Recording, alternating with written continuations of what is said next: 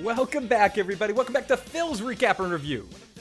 Better Call Saul, Season 6, Episode 8, Point and Shoot. And wow, what an episode. After a 7-week break, we're back with the best show on television, one of the best shows of all time. And I'm not hesitating to say that without hyperbole. Wow, they never hesitate to hit it out of the ballpark when they have to. Sometimes they set things up with episodes, but this was just cleaning up the mess from the final episode. Everything that I wanted to see in this episode, I got it.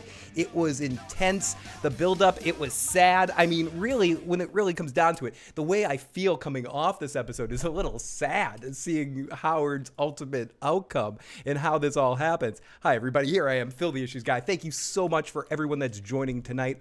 First off, get your thoughts in. We already have a voicemail in the tank. We'll have a few more throughout the evening. Make sure you call in 781-990-8509. Let me know what you think of this episode, what you're hoping to see moving forward, where this takes things for you. You can also text if I happen to miss your chat, because I'm not alone. I have one the motherfucking chat. Of course, we have the chat with us, and it's great to see all you guys in the chat tonight. We got Mel, we got Mark, and thank you, Mark, for all your support in the comment section. We got Joseph, we got Jerry, we got Foodie Dance, we've got Jeffrey, we've got Tom, we've got so many friends in the live chat. Thank you guys so much for joining me tonight, and wow, okay. First off, I have to mention it. The Tribeca thing was all legit. This episode was what the people that did tease themselves with that. But really, I knew point by point what was going to happen in this episode, but it didn't matter. It was still amazing to see. It had so many little wrinkles to it that added new dimensions to the moments, because when you're reading what was put out there, you're reading it from a certain person's perspective on what they saw and what they got out of a scene. So seeing it myself, I got a whole bunch of other stuff, and I can't wait to break it down, get into this all. It's sad. It's interesting where we go moving forward from this point. Obviously, we're going to see the cops involved. Mike made it a point to mention that the cops will come to see them, that the whole Howard thing will come to roost pretty soon.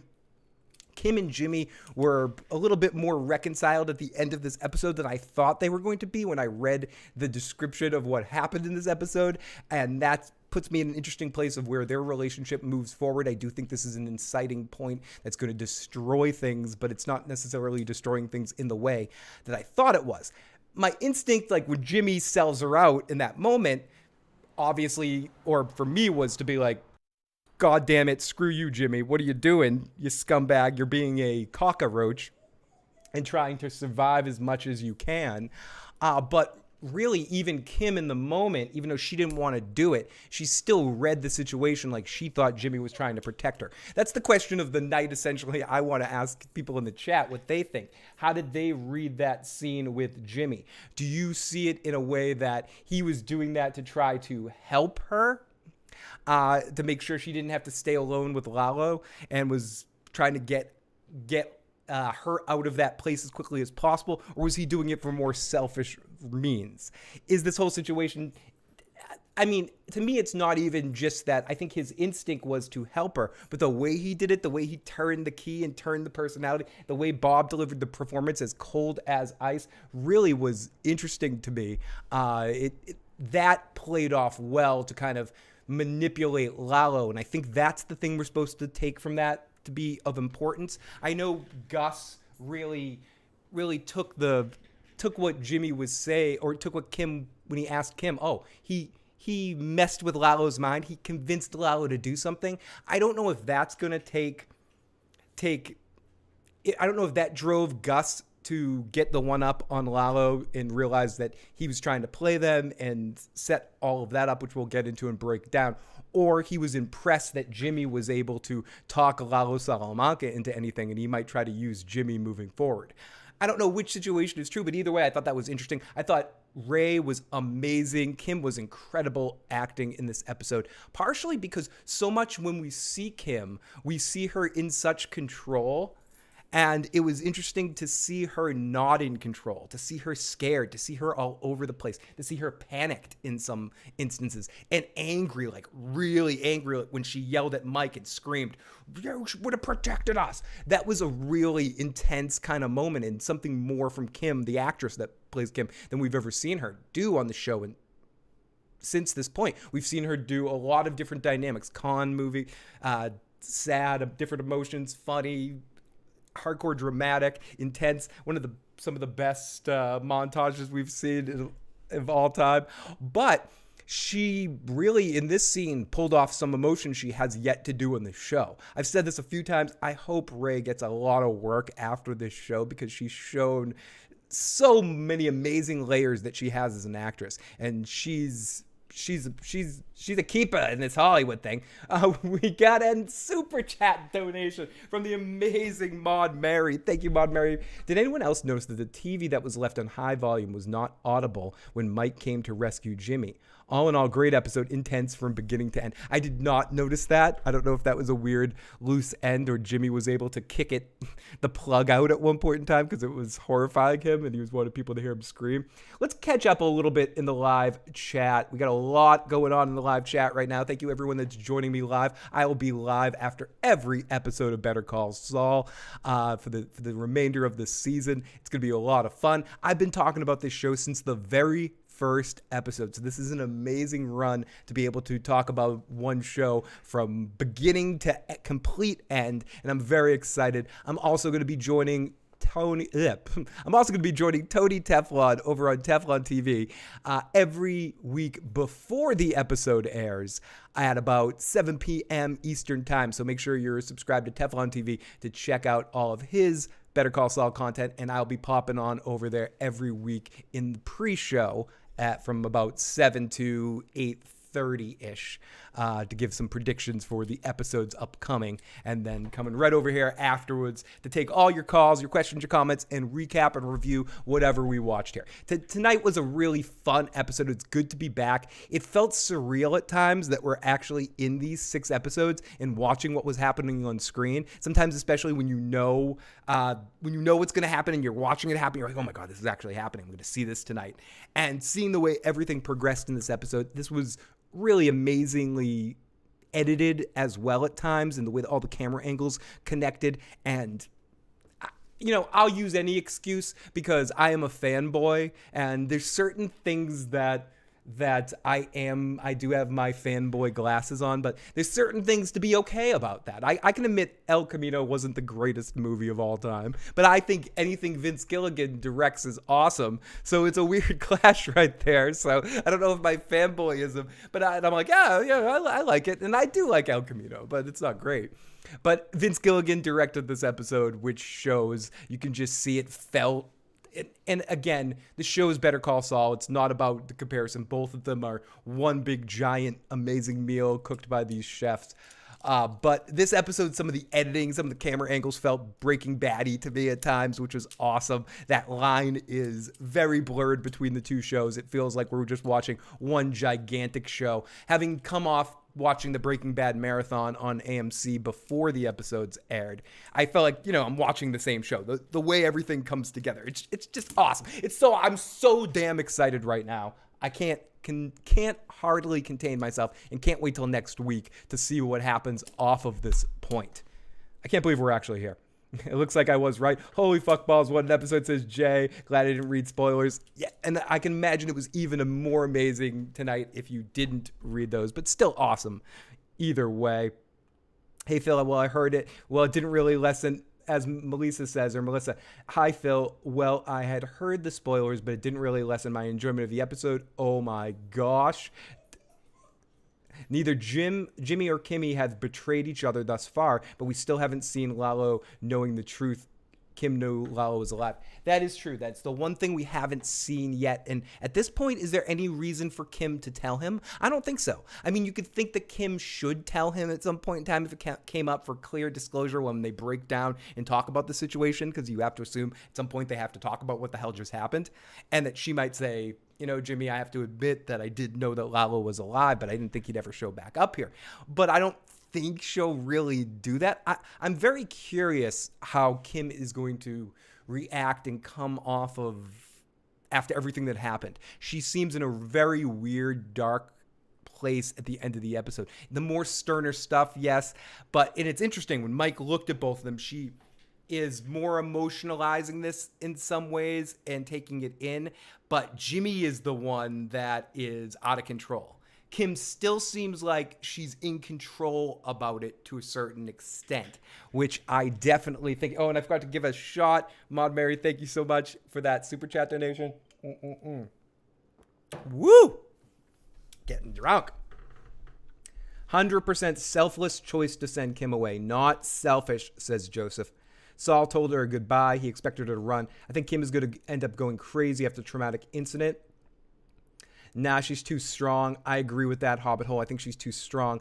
Kim is going to go back to the straight and narrow after this, and her Jimmy will drift apart, but they won't betray each other. Tom, I think she might go back to the straight and narrow to a certain extent. That might, in fact, happen, but I don't think she's going to be able to escape the wave of the world she partially created. I think the tidal wave of what happened with Howard is going to wash over one of them, and it's going to be Kim, I think. But we'll see about that. I do think her instinct be, and that's a good question. Tom brings up a good point. I'm curious to see what people in the chat think. Will this drive Kim more to the straight and narrow? Will this drive her more towards, fuck all at this point? All in for a dime, in for a dollar. Gotta go all the way now. No half measures here. Or something different. What kind of reaction do you expect from Kim coming after the events that we just saw in these 2 episodes, which is some of the most traumatic stuff? As much as she's played Jimmy's games before and we've seen stuff, nothing we've seen from her yet has shown that she's seen or been involved in anything even close to this intense and traumatic. Or seen something like this. Maybe something like this happened to her that drove her out of her hometown but I don't think it was this intense. I think it was a different kind of manipulation tactic, conning people out of their money and stuff. This is different. Seeing someone and mentored you, shot in front of you, and then dealt in this traumatic situation where you have to drive around town and and you think you're going to shoot a gun at a stranger. Pull a Gale. These 2 crazy kids love each other, and that's important. Great episode, says Kenny D. Kenny D, great to see you. She was ready to kill Gus. Do you guys think she would have pulled the trigger? I think she would have pulled the trigger too. She seemed to be willing to do anything for Jimmy. Get your calls in, 781-990-8509. Again, that's 781-990-8509. We see we've got 2 calls in the tank. We're going to get to those calls in a minute here. I can't wait to hear what you have to say. Love all you guys in the live chat. Thank you for keeping this interesting. Let's keep this going. It's going to be a lot of fun tonight breaking down this episode. I'm going to play some of the audio from the episode so we can listen back to some scenes. Huge thanks to our super chatters as well. I'll get to you guys in a moment. Jack me off. Phil, if you have to name one single favorite moment from this tonight's episode, what would it be? My favorite moment from the entire episode would probably be a sad, horrible moment. It would be the moment at the end when they're burying Howard in the... who's beeping their goddamn horn outside? When it's Howard from the grave. Sorry, Howard. When they're burying Howard and they're taking off his shoes and taking off his wedding ring and all of that, and Mike's face, I think everybody's Mike in that moment. Like, as much of a douche as Howard was, and he was, I mean, let's not cut 2 ways from Tuesday. Howard could be a douche nozzle. I mean, he owned it. He was one of the coolest douche nozzles on the planet. I enjoyed him. And thank you so much, John Haymaker, for the super chat donation. Do I have any booze left in this? I'll pour another one in a second. I should be spinning this wheel, though. But I would say that moment, even though it was so sad, but I thought it was a really good, well-filmed moment and really intense. And they didn't have to show us anything. They just had to tell us something. I'm not going outside. It's someone watching the show that just Phil, you spoiled the show for me. I hate you. Sorry about that. But she was 100% ready to kill Gus. I can't control it. I need to have the windows open. It's cold. It's hot as hell in there. Anyone else think Gus's gun wasn't firing? I thought I thought something hinky was going on in that moment. It wasn't exactly clear. I went to Gus's house last weekend in the in the laundry. It was a real trip. Kim's made of sterner stuff, as Mike says in earlier seasons. Yes, she is, and even how she handled the situation at the end was definitely showed she was made of sterner stuff. Jimmy was speechless, and Kim could basically compartmentalize or understand what the hell was going on. I thought Gus wasn't firing. I thought so as well. Like in the way that the scene shot, they shot it in a really interesting way that you didn't know what was going on until it was too late. Gus's gun wasn't firing. Let me zip back to the first. Here we go. Maud Mary, thank you so much for that super chat. Amazing. Very much appreciated. Anybody here? My boy Lyle with the beautiful harmonizing at 5 a.m. Lyle is the underrated hero of this episode. We're going to get into how amazing he is. The Dragon, Nick. At what time does Chapter 8 premiere in Argentina? I'd have to do the time zone stuff. So I'm not sure what time it does. If you have AMC and have a VPN, and you can change the frickin' change the location. I hope that might help you. I would assume it will show up tomorrow. And thank you so much for that super chat donation, Dragon. I will try to play part of the episode in a second here to try to mitigate some of your issue of not being able to watch it. But I would guess someone in the live chat do math for me. What is the time exchange from East Coast time, 9 p.m. East Coast when it airs? Probably whatever the equivalent of that is, Argentinian time. Soft Batch, hey Phil, my tummy's in knots and I'm crying for Howard finally, but so good to be here. Soft Batch, thank you being here. I think it's amazing to have you. I tried to Yosemite Sam myself there. I tried to say like 3 things at once. I'm really happy to have you here. Happy to have everybody here. I'm so excited. I cannot contain my excitement. Puppy dog, please calm down. You're ruining my buzz here. No, who knew that Lalo and Howard were in Breaking Bad the entire time? Dracarys, bitch, possibly that's what the fly was buzzing around. But everything makes sense now. Episode 10, flash forward to Breaking Bad timeline. I think it's coming. I do think it's coming. I've mentioned that on Tony's stream earlier. I do think the last trailer we got, that was the Places one, when we see a brief glimpse of Saul at the end. I do think that was in the Breaking Bad timeline when he's picking out his tie. So, man, it's so weird knowing that Walt and Jesse were cooking right above Lalo and Howard the entire time. It's very interesting, and it's a cool way to look at Breaking Bad a little bit differently, but not overshadow the narrative of it. Daniel, when Mike is going over the cover-up, he mentions how cocaine was part of the plan. You can see Kim stiffen up and Jimmy just glances over to her, followed by a small silence. The guilt will get to her. So you think, Daniel, slowly but surely we'll see the guilt ripping Kim apart. Ooh, I like that. And through the next few episodes, we'll slowly see her decline into sort of a paranoia, essentially, and freaking out and feeling really bad about everything in her part and wanting to absolve herself in some ways.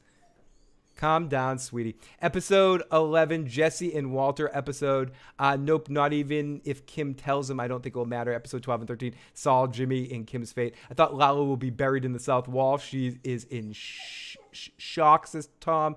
Gus took a page out of Nacho's book, talking shit to the cartel. I'd love if you could like play that video at some point. Hi, everybody. Sorry, 1 second. Come on, dog. Come here. Sit with us. Be on the show, dog. Come on, listen, dog. Listen, hype roll. Only if it happened at 3:00. Rest in peace to the amazing, wonderful Tony Sirico. This is the beginning of the end of their relationship. Kim's guilt will get the best of her. Lalo's buried in the South floor with Howard. It's fucked up how Howard buried. Yeah, see, in pink cashmere. That's why when someone asked me earlier in the chat, what was my favorite moment? It's a sad moment, but I can't believe it's just so sad that he was just buried with Lalo in the floor of the lab. It's in the way they did it, the way he's dehumanized in that moment is so like horribly, sadistically sad. Holy shit, we got a lot of super chats. Dude, you laugh when Gus said to Kim, he talked him out of it. Seems Gus slightly amazed at Saul's talent. Exactly, Soft Batch. That's what I was saying earlier too. I don't know if that's going to come down to anything, but the way he smiled. he talked Lalo Salamanca out of something. Just the look on his face, the pride of the game respects game, of the manipulation that he had. That right there might have saved Kim and Jimmy's life. I mean, Mike wouldn't have let anything happen to them, but right in that moment, Gus is like, they're cool. They're cool. We got PH, Valorian Shamouz. Did you...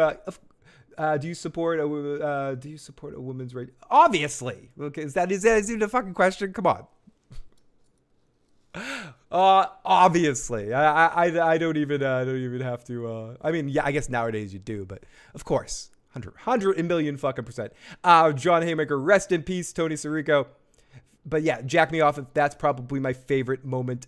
Henry, great to see you. Gus is definitely going to visit Hector and taunt him, saying he killed Lalo and had him buried in the lab. I bet he might even show him some of that video.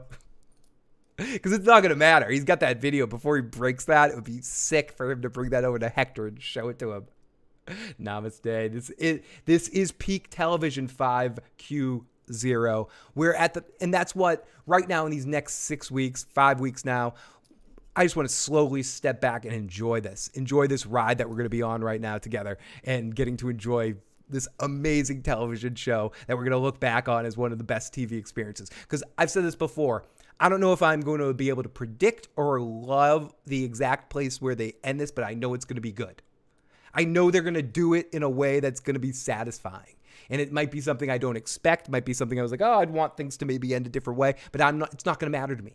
Unlike some other stuff where you think there's only one good ending or something. There's so many good endings. We're in a really awesome choose your own adventure television situation right now, where this show could end in a lot of numerous different amazing ways. And I have a writing team and a creative team that I have the utmost confidence in, that they care about the material as much, if not 1,000 million times more than I do, and care about making sure it's awesome.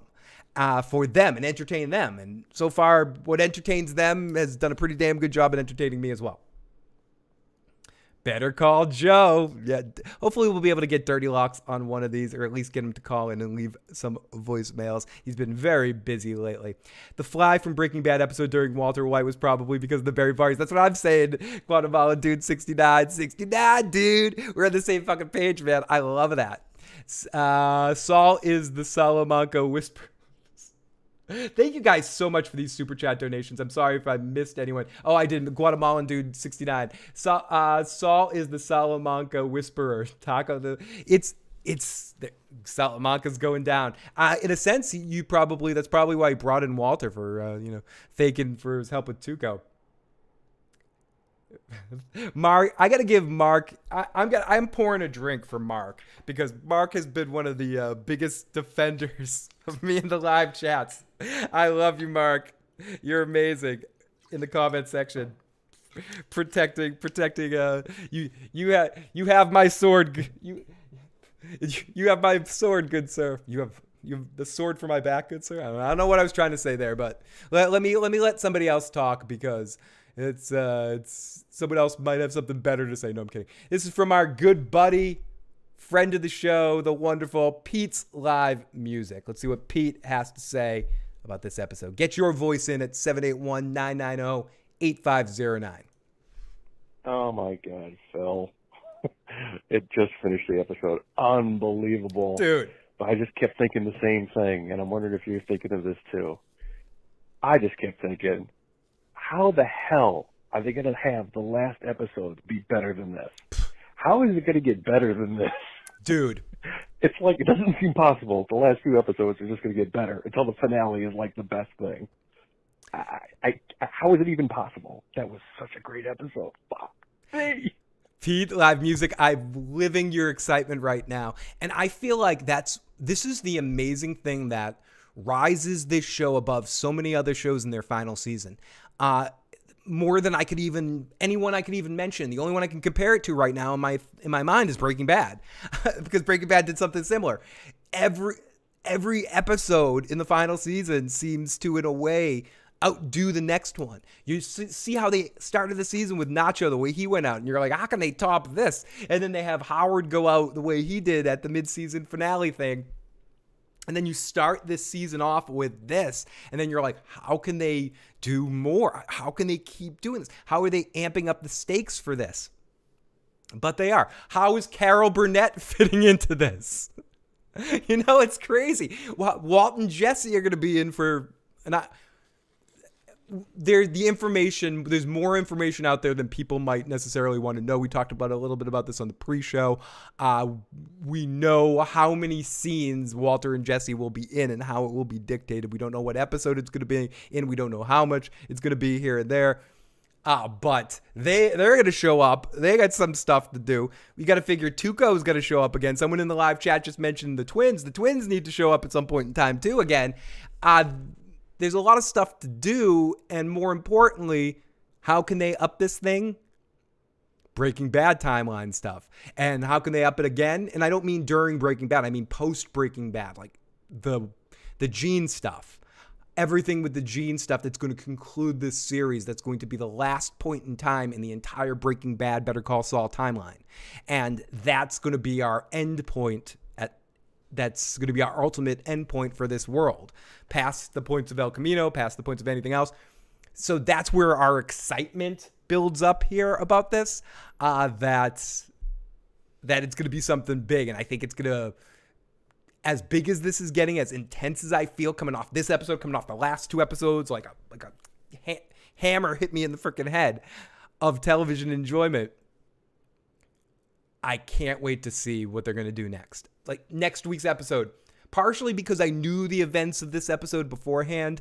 So my anticipation for this following episode, which I don't have any pre-knowledge of anything that's going to happen in episode 9, except for that cryptic little voiceover thing we got at the end of the episode, which is just like, okay, they're teasing us. I guess that's all we're getting. We're getting teases, you fucking bastards.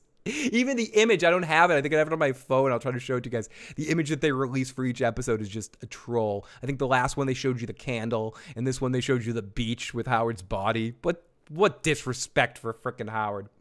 Agent Neptune, thank you so much for the Super Chat donation. You guys have been amazing with the Super Chats tonight. They mean more than ever right now, so thank you so much. Never expected, but always, always, always appreciated. I'll spin the wheel in a moment. It's getting a little late in the night for some drums, but I will. I'll spin the wheel. But for now, I'm just giving you guys some drinks. Thank you so much for the Super Chat donations. Met the sound guy at the Albuquerque premiere. Gene is going to turn himself in. Mark, I think he's going to try to defend himself in court. We've been into this.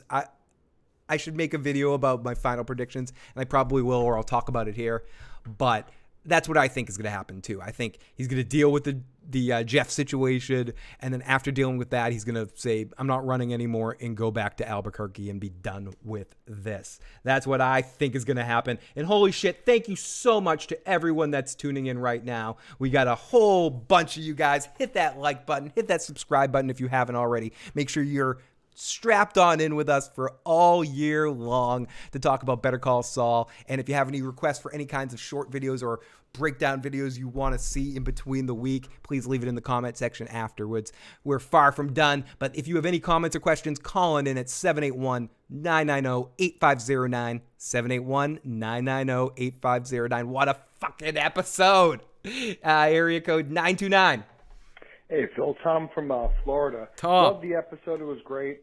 You know, they wrapped up a few things. You know, the foreshadowing and looking at how Breaking Bad is looked at differently with now Lalo and Howard buried downstairs there. But I have to talk about the final scene there when Mike is explaining to Kim and Jimmy how they have to tell this lie forever. Kim looks absolutely terrified. Yep. And looks like she cannot do this. She cannot keep this lie. And also, number 2, the guys cleaning up the apartment are the same exact crew that are cleaning up Saul's mansion. Would love to hear your opinion on that. Thanks a lot. I didn't realize it was the same crew cleaning up Saul's mansion. That's very interesting. And I do think Kim was barely holding it together. I'm not sure how long she lasts. I noticed that. Her head down, shaking, freaking out. It's a very... I want to listen to the end part of your message again because I got distracted by the chat for a second. Let me hear... Hey, Phil, Tom, she cannot keep this lie. Not do this. She cannot keep this lie. And also, number 2, the guys cleaning up the apartment are the same exact crew that are cleaning up Saul's mansion. Would love to hear your opinion on that. Thanks a lot. I'd have to watch back on the scene to see if it was the same for the same crew that's cleaning up the mansion. But that's very interesting if it's the same crew that's cleaning up the mansion that might be in there through. Is Saul's mansion the same house that Kim and Jimmy once took a tour of? Possibly. And it's the same mansion that we see in that trailer at the beginning, our final trailer that we got, the one that's called Places, that ends with him in the mansion. Very interesting call. And I agree with you to the Kim point, because the other point, I'd just be speculating. I don't, but that's I'm going to rewatch that to see if it is the same crew. Cause if that is, that would be an interesting touch. And I wonder what that would mean. But with Kim, is Mike right? Is Mike right that she's made of sterner stuff? Or is this something that in fact will break her down at some point in time? It is an interesting question. From everything we saw of her in those moments, it seemed like, I agree with you, she was in a cold freaking panic. I don't know if she could have taken another second of it. But I do think it's interesting, their body language during that scene. And we're going to listen back. We're going to get back into this in a second. We're a few seconds away from a recap here. Is it still available on Netflix? Was the Albuquerque Police? Am I only one who didn't like how Lalo died? I'm sure you're not the only one, Ben, but let's get into this a little bit. Did you feel like it was a little bit too convenient of a setup with Gus planting the gun there and happening to set it up, and it just was anticlimactic for everything that Lalo built up as a formidable character? I think the problem with Lalo is not a problem. I think the actor made the character so much more, it became tough to find any way to legitimately kill him without being somewhat disappointed because he was so smart. Why did Lalo laugh before he died? Like it was sarcastic. Like, I can't believe you won against me. I think it was a laugh of respect. Like, I underestimated you. You got the best of me.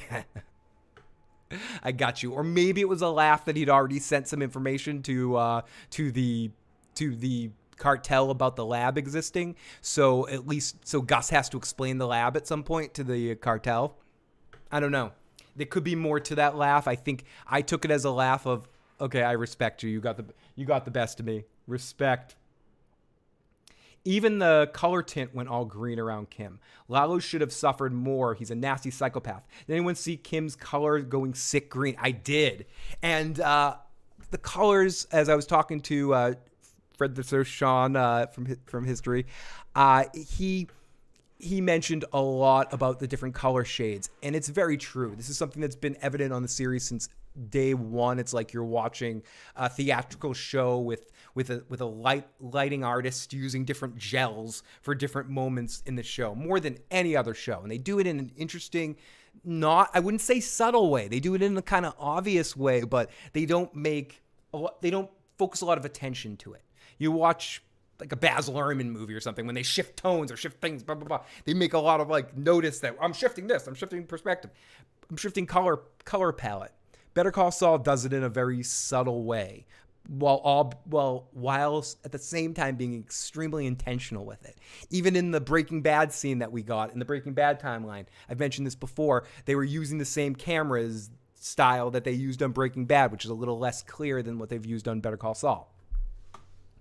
Lalo underestimated Gus, and Gus underestimated Walt. It's an interesting parallel right there. And it goes to what Mike says to him later, when Mike says to Gus, if you get an idea to do something, don't do it without me. And I think it's a foreshadowy reference thing to him going to harass Hector over and over again and allowing himself to let Walter get one over on him.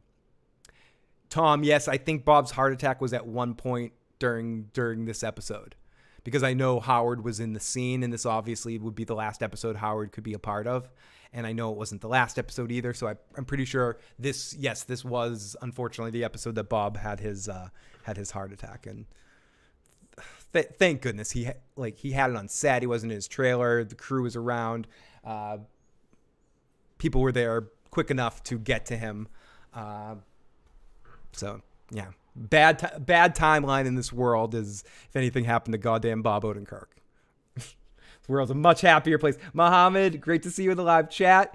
Breaking Bad is shot on film with a 35mm camera, which makes a more cinematic feel, in my opinion. I agree, and I think in that scene that they shot in Saul's office during the Breaking Bad timeline, they shot with 35mm, I believe, or they simulated it a little bit.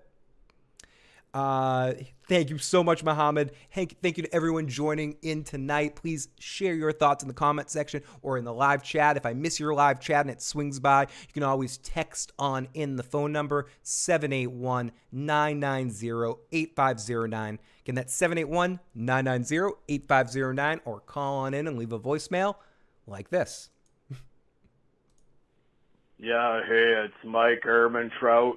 Whoa, Mike. I heard you were kind of sad about the whole hole in the ground. Mike.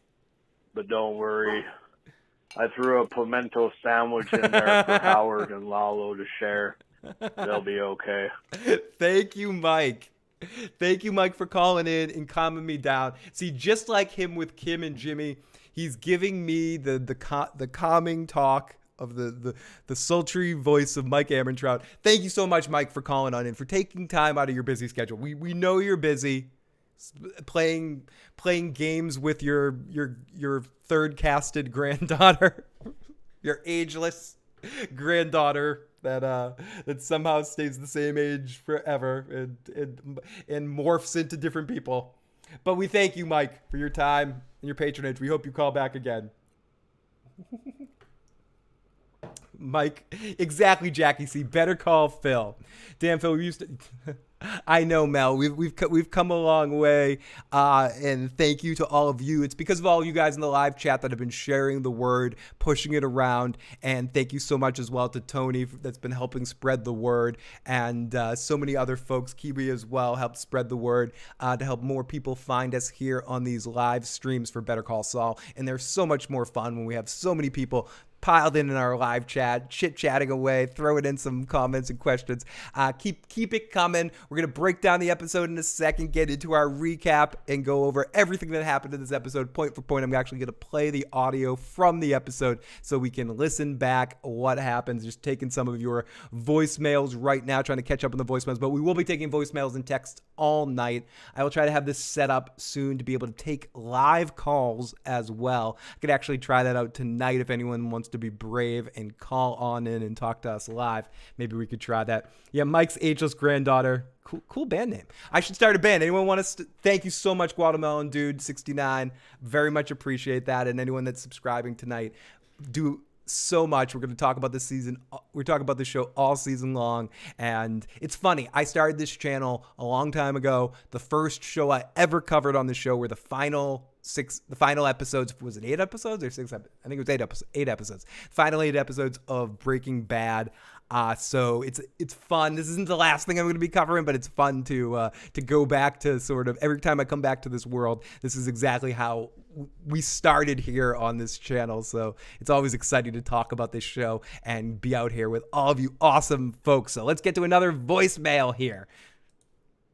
Phil, man, the only thing better than the show is Phil's recap and review after. You're it is sweet. so fucking fun watching this. Anyway, awesome, man. Just fucking doing a great, awesome job. The DA that didn't really like Saul when he came in, I'm talking about the African-American woman that really didn't like him when he was paying the $7 million in bail for Lalo. Is she going to be in charge of investigating into Howard's disappearance at all and maybe connection with Jimmy? It's an interesting thought, I guess. I was thinking. All right, man. Keep it up. Thank you so much, Pete, and that's a great message, and I very much appreciate that. I think that's part of Mike taking it out of state because it's going to end up being an out-of-state investigation, so it's not going to be anything close to home. I think it's one of the that's where Mike is one step ahead, and he knows how the jurisdiction process works with the police departments and all that nonsense, so I think that's part of the reason why he's taking him several states over. Yes, there will be an investigation, but no one local connected to it that will understand the situation too much will be connected to it. At least that's how I think it works. Someone that knows about things more than I do could correct me if I'm wrong. I am no expert. Oh my God, Bobby G wants me to take a shot for every death in Breaking Bad and Better Call Saul. I don't know about that, dude. If I had to take too many shots for just this episode, or just this season, I'd be in fucking trouble, my friend. You guys are so amazing. Thank you so much. And again, I hope I didn't miss any of your super chat donations, but if I did, thank you incredible amounts for those. It was awesome. Carol Burnett will probably play the female judge that Jimmy is always dressing up for. I would not doubt that, Maud Mary. I think that's the obvious thing. Tony mentioned he thinks it might be Howard's mother, which I would not be completely surprised by either. But give me one second, as it's about that time. It's time to wait, how do I not do this? Sorry. Sometimes my my music thing is here we go. It's time for the recap.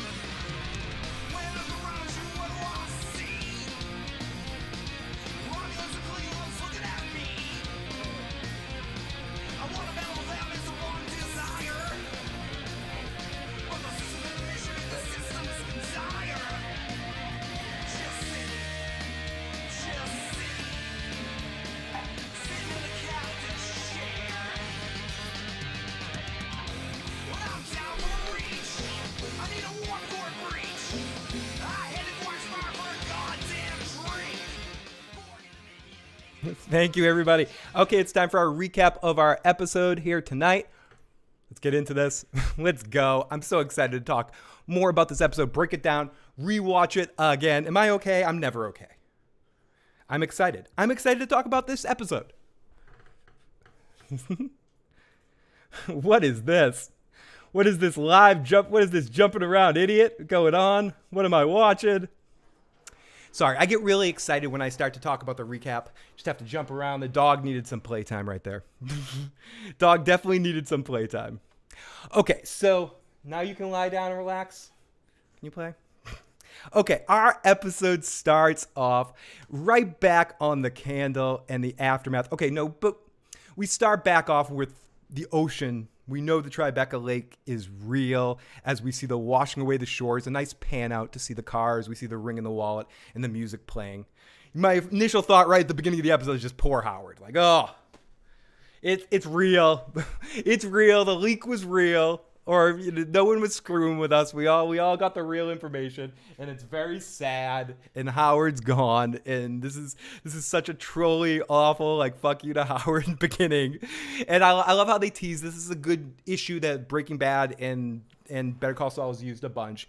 You know, they'll show you something at the beginning, and then that will end up being the conclusion point of the episode, and a little foreshadowy kind of stuff. And they do it in these trailers and these teases and stuff. Come here, puppy.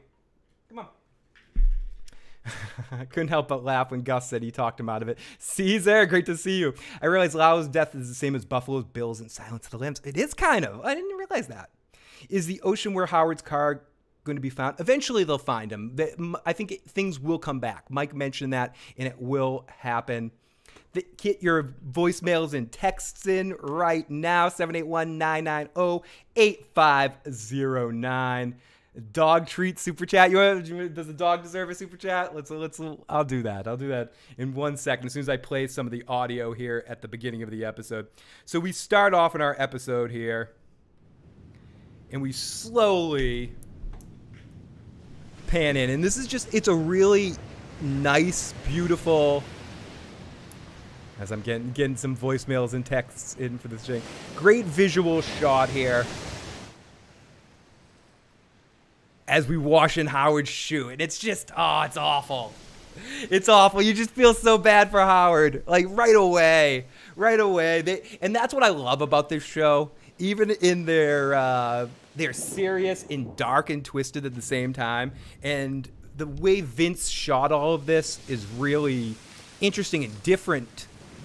Not typical to how they usually shoot things. And, like, the pan out here and the way it stretches out with the ocean. Just such a visually amazing, striking shot. And to go back and through what everyone always says with the color palettes all crazy too. It's real, this dried out beach sound of as the colors starting to fade out of everything.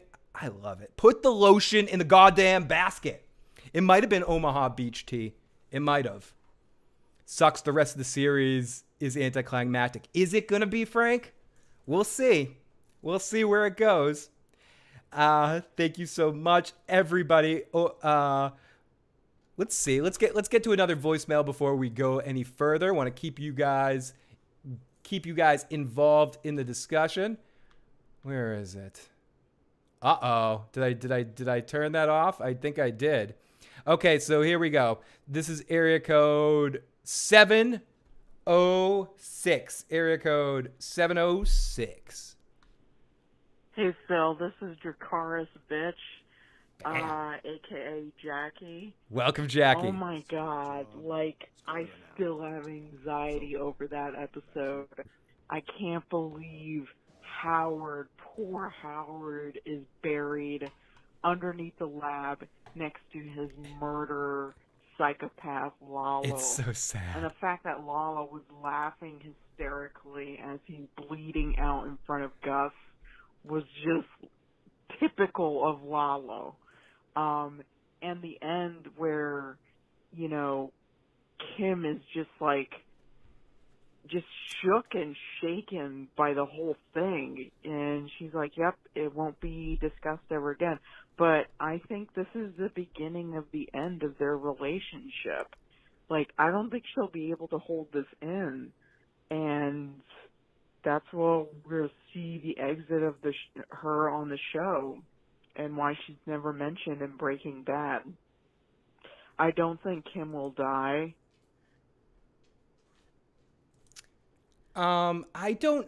Personally, I don't think Kim will die either. Sorry, I ended up switching off of here for a second. Let me see. Sorry, I lost the audio there for a second. Let me see if I can get that back. I think you're around a minute right there. Let me see. I don't think she'll be able to hold this in, and that's where we'll see the exit of her on the show and why she's never mentioned in Breaking Bad. I don't think Kim will die. Originally I thought that, but I think that would devastate Jimmy to the point that he's depressed beyond belief and not at all the guy that we see in Breaking Bad, the happy-go-lucky, criminal lawyer that we all know and love. As for Gus, man, what a mastermind. Him talking shit to Don Eladio. So good. It was so good. Him talking shit in that moment was so much fun because he knew one of two things was going to happen there. Either he was going to beat Gus. Either he was going to beat Lalo. And yeah, it was exactly like with Nacho too. It was almost inspired by that, you could think. But he knew either he was dying and he wanted to make sure that that information was out there, or he knew he had the one up on Lalo. He knew he possibly could have still not made it out in that situation, but it was fun to kind of see Gus let loose. I thought this was a great Gus episode. I thought he was one of the. That's what was so good about this episode. Everyone had a really amazing performance. It was a really amazing Jonathan Banks episode. And I think that's one of the strong suits of Better Call Saul in general. Everyone always has great episodes, but tonight especially, they don't always get lots of stuff to do in each episode. Sometimes they just fit a specific role. Mike is just walking by for a scene or doing something. Mike got to be Mike tonight and do a lot of really awesome Mike shit. And his scene explaining to them and watching him be the wolf and fix everything was so perfect. Seeing Gus be more proactive and more of that Gus that we saw that took out the entire cartel, like seeing that shift in his face, and then the mixed with that, with him on the phone with Lyle at the chicken place, and that whole parallel, and basically seeing the two-face of him right in front of us in a singular scene was just was just brilliant and one of the best Gus moments we've seen. Kim, I said it earlier, Ray had one of her greatest acting performances tonight because she's always played powerful. Kim, this was the first time from my eyes I've seen her play really either rage-filled and scared. Like whatever emotion she was playing tonight was things that she's never done on the show before. And she was immensely successful. And Bob played, I don't know what Bob was doing tonight, and I mean that in the good thing. He was playing deer in the headlights survival mode and working on instincts and all in his eyes. And I don't know if you guys noticed this a lot in the episode. I definitely made note of it. A lot of perspective shots. They gave us one with Kim and Jimmy, and then they gave us two with Jimmy later on where the camera's from behind him and you could see the behind his head looking at what was going on, almost like he's watching himself outside of himself because he can't control what's going on. Very interesting choices by Vince and the cinematographer for just certain selections of shots and how things were chose to be put together, mixed with the color palette choices. Really fucking awesome. And added so much layered to a really tight script that had a lot of awesome action. And that's why this episode was one of the best.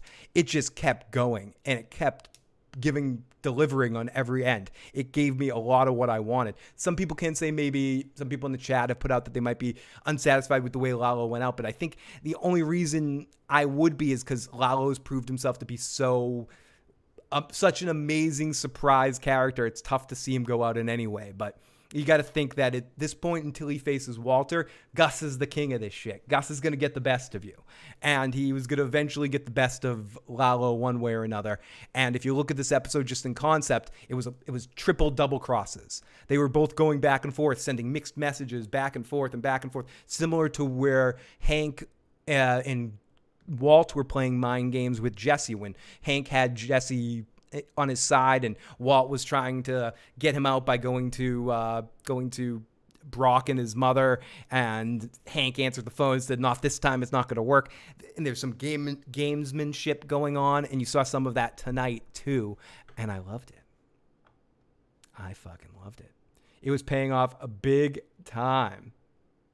I watch it through AMC Plus. I have the AMC Plus thing, so right at 9 p.m. it gets added so I can skip commercials and just binge watch it, or I can watch it live through the AMC app.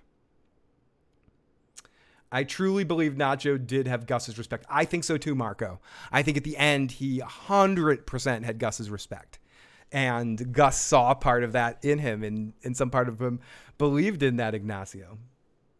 Vernon Ziegler! We got Lalo Salamanca in the live chat. Back from the dead. I'm going to give you a drink. Toast for Lalo. Salamanca. Do you get a toast, puppy dog? Yeah, you do. Love you, Lucy. Lucy, you're a good dog. Zegwa. Will Howard's death mean Jimmy will get even more of the sandpiper? I mean, he's got to get that money somehow. We saw that house he's living in. You got to get all those ties. It looks like Rom. It was. And let's get into this. Let's play a little bit more of our voicemail here. Brilliant.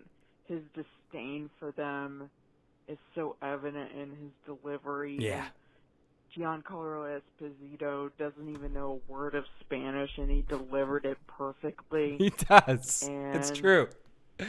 Great voicemail, and you're so freaking accurate. Let's take a couple of the texts that we got too, because I've been missing it. Pete's Live Music says Carol Burnett Redhead would fit in as a member of the Travel Wire Guys family.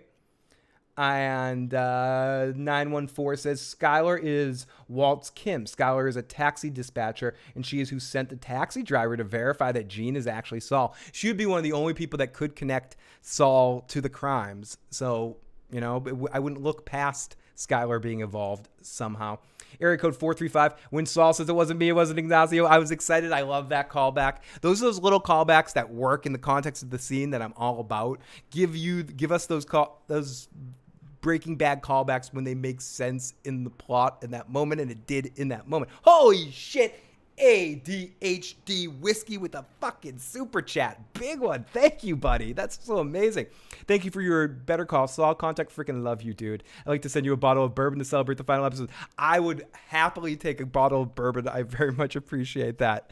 That's so awesome of you. And I'm going to toast you. Probably you'll scoff at my vodka, but toast to you, my bourbon drinking friend. What an amazing super chat donation. Very much appreciated. It means so much just to have you guys out here joining me in the fun. It makes it all the better.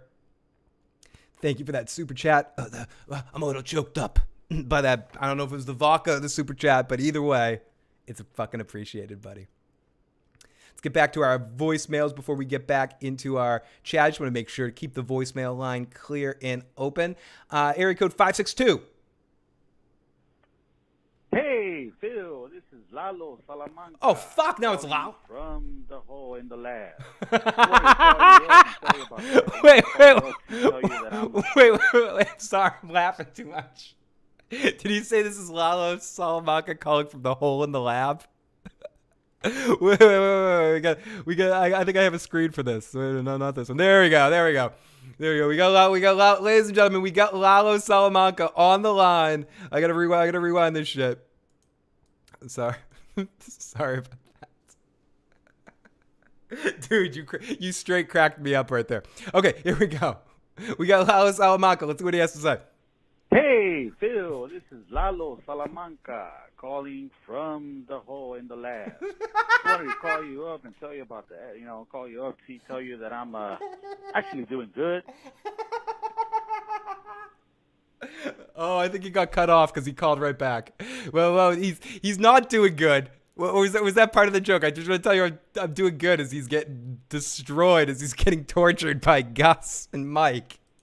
But no, Lalo called back. Thank goodness. Hey, Phil, ¿cómo estás, mi amigo? This is Lalo Salamanca calling from the lab. Well, no, that's actually not the lab. I'm actually under the lab. Pero bueno, man. ¿Cómo estás, mi amigo? Just wanted to check in and make sure you guys enjoyed the episode, and looks like you guys all did. But anyway, looks like I found out what Werner Ziegler was doing. Yeah.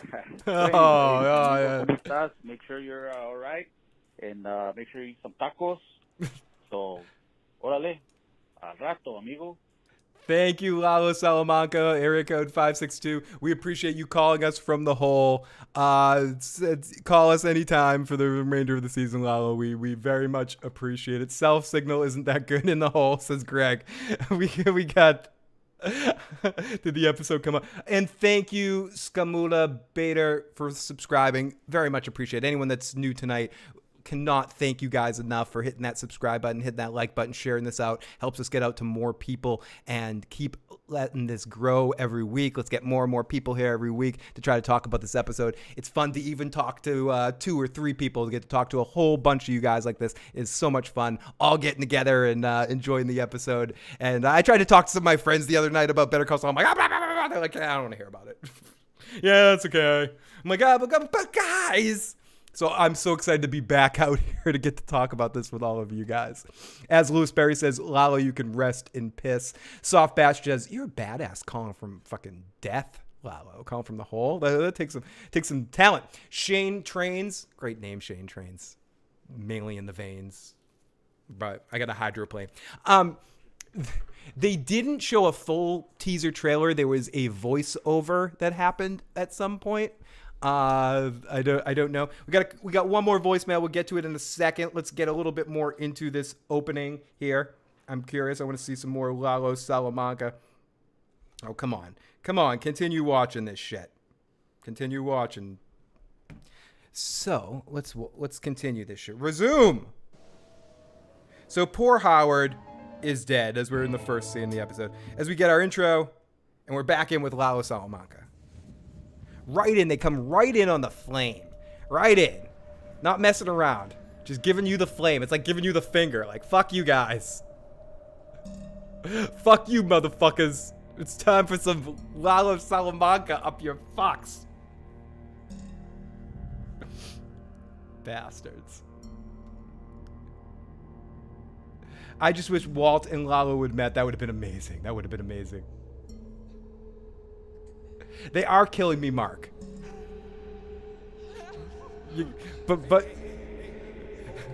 Mark, you know what they say, you can't rush the process. Sorry, it's an inside joke between me and Mark. Only us will find that funny. After the wait, we get episode 8 with more plot holes than a giant wheel of cheese, says Toe Cutter. People say, call on in, Toe Cutter. I'd love to hear your thoughts. 781-990-8509. I never want to live in an echo chamber, so if you have some issues with this episode, I want to hear them. People say they want to witness their funerals. This is close to a proper burial, as Lalo Salamanca on the live chat gets to enjoy it. I've been waiting for this. It is out on the East Coast. It has aired, so if you have any means to watch this, the Pirate Waters, it's probably out there right now. Okay, so let's get into this a little bit. Lalo starts to calm them down, or try to calm them down. Hey, Come on, guys. both of you, Chill. sit. Sit, Upu, sit. Good dog. Woof. He's just so calm. I think the most horrifying thing of this whole situation is how calm he is with how horrified they are. I never turned on you. I didn't. Never. I only worked for you in the desert. I was on your side the whole time. I don't care. You two. God. You two and your mouths, Dios mío. Yeah, they talk. Now, you listen.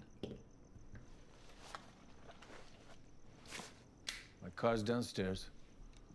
Press the clicker and you'll find it. This is where you are going. Don't speed. Don't weave. Don't cut anyone off. Just, drive nice. I can't show too much of it or in 1 second because they will cut us off here. So I have to be economical with what I show. So he's just so calm. He tells them all this stuff they need to do. The rest I drew a little map for you on the back. It's not hard. So, big white brick house with a solid black door. You can't miss it. It's right at the end of the T. Park a little down the street, not out in front. It's a quiet neighborhood, so you'll have plenty of options. Stating the obvious here, maybe, but...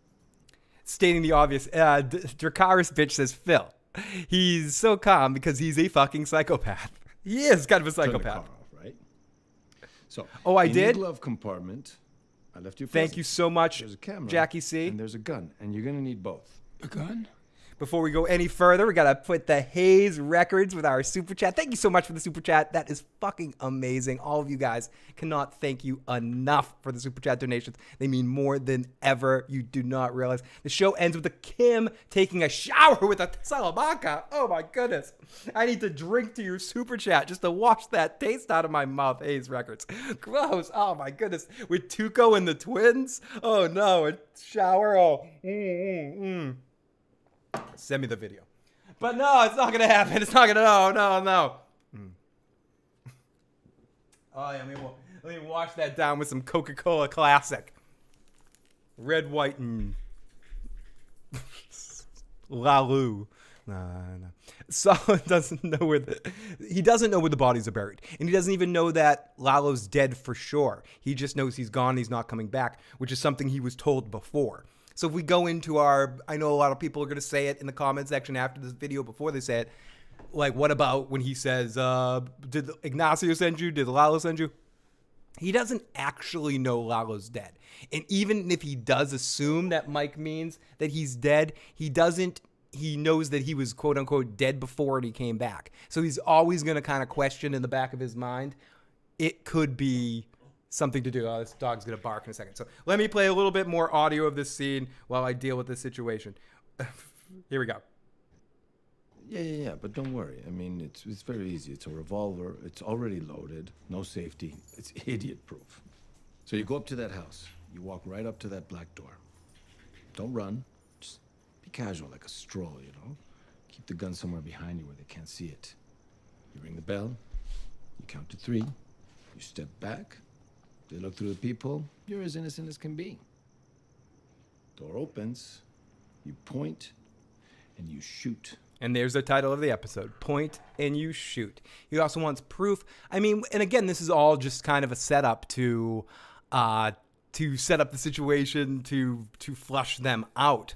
And I think he's so casual. He's so calm. He doesn't care what happens. He just needs to use these people as a means to an end because they're the people that he knows around here. He knows he can bully and push into a situation. There's no specific strategy or specific situation except thinking that they're expendable and they're a means to an end. And that's it. The Breaking Bad scene in the desert, Saul was reliving the drama. Yeah, exactly. He was having flashbacks of drama and thinking about everyone in the world, living or dead, that might want to kill him. Surprised he didn't say, "Did Chuck send you?" Because of messing with some electric shit. Are you Howard? It is idiot proof. Trokar X, he had to head immediately to the laundry factory. Killing Jimmy would have taken too long and just unnecessary. He knew what was going to happen. He flushed them out right in the parking gate. It was reading it on paper and the way it was dictated in some of the leaks made it seem like it was a faulty plan, but it wasn't. Gus just outthunk him a little bit because of what he probed when he talked to Kim. It just flashed in his mind, and Gus pre-thinked by setting that gun because he had got the script early and read and knew that that's where the scene was going to end. But no, he set up the gun in the lab just in case it came through. So it's a line that Jesse says to Hank, and I think it's true about Gus too, especially at this stage in his career. He's smarter than you. He wants it more than you, but more importantly, he's luckier than you. And I think Gus in this way is luckier. And it wasn't until someone with a little bit better luck happened to get him with Walt. But at this point, he's the best at this game, and he outplayed Lalo when it really came down to it in the moment by setting up enough circles. Lalo had a great plan. He had Mike and all of his men scattered, one step behind this whole episode. Gus just got some spider sense. They got some Gus friggin' spider sense and kind of figured it out and set the gun. I mean, you could say setting the gun was a little convenient, but it happened and I'm okay with it. Gus does have some sort of sixth sense. We've seen it in Breaking Bad. We saw it in walking into the parking garage in Breaking Bad. It's not like the idea or the sensation of Gus having some sort of sixth sense about setting something up, being extra cautious and safe in things that he feels like might be a situation, understanding that part of the reason Lalo's alive might be that he knows that the lab's going on and that he might be trying to prove it, so that this might end in the lab, or that he might find himself at one moment in the lab with Lalo, so set a gun there just in case. So, I mean, it's not too far to go. Walter White is saying, "Hold on my beer. Hector got his revenge."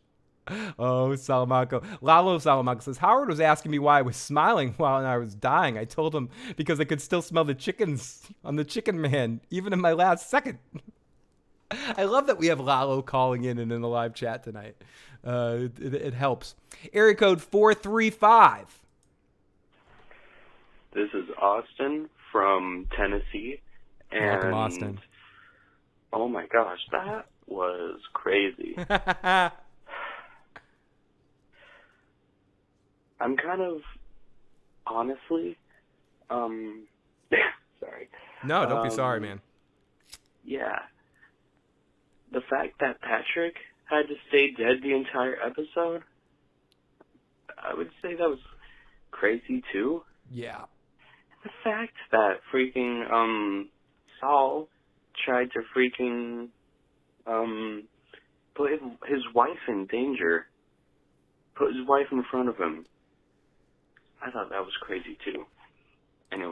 Yeah, a great call, and absolutely. It's my first instinct in that moment was, oh my God, I can't believe he's putting Kim in that kind of danger. But you could think that he was putting her in less danger by leaving her alone with Salamanca.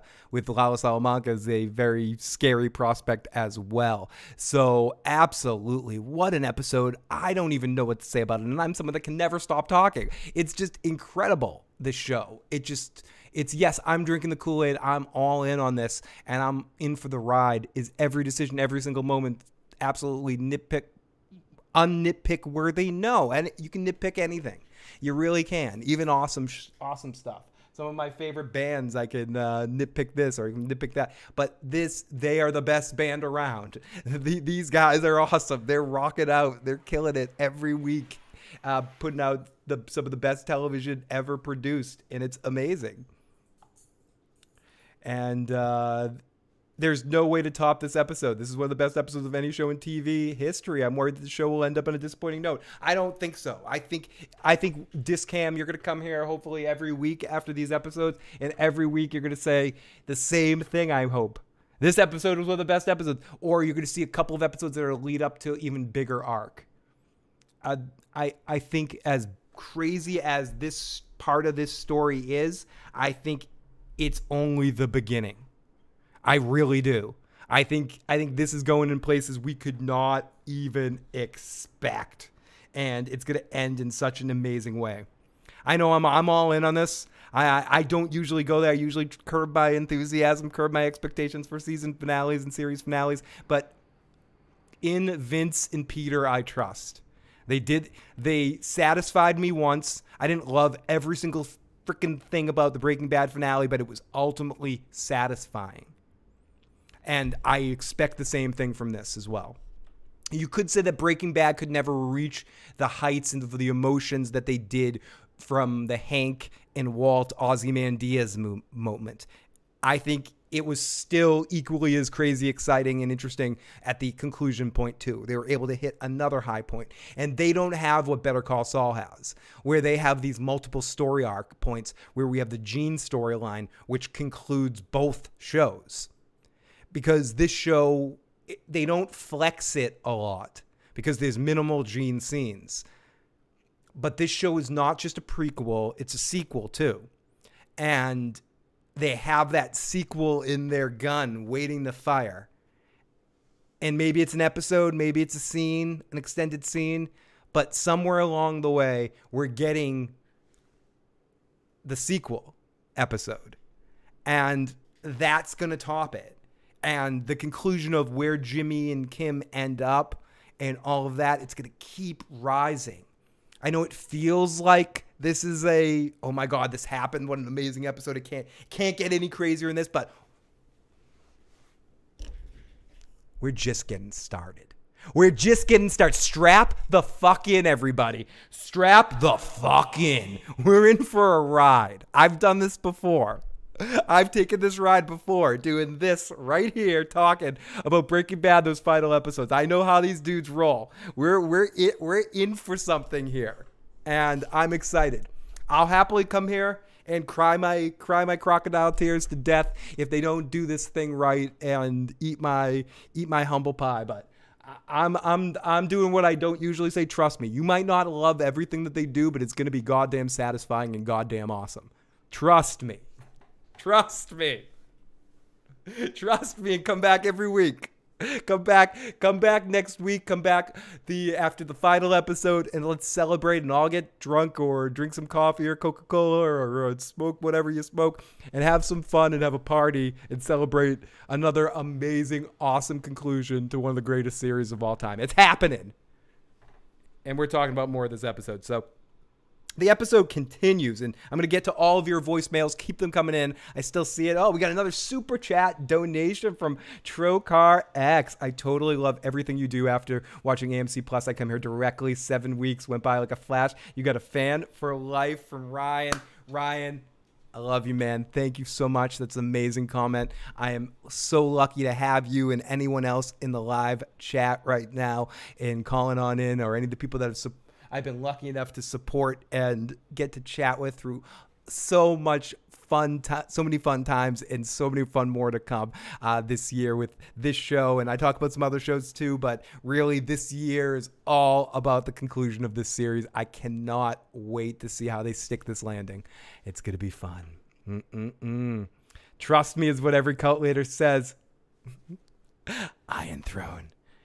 Drink the Kool-Aid. Yes. Pay no attention to the man behind the DS9 thing. This show is still not better than Breaking Bad. No, it's different. And Mark, that I've said this before, a different amazing meal cooked by the same incredible chef.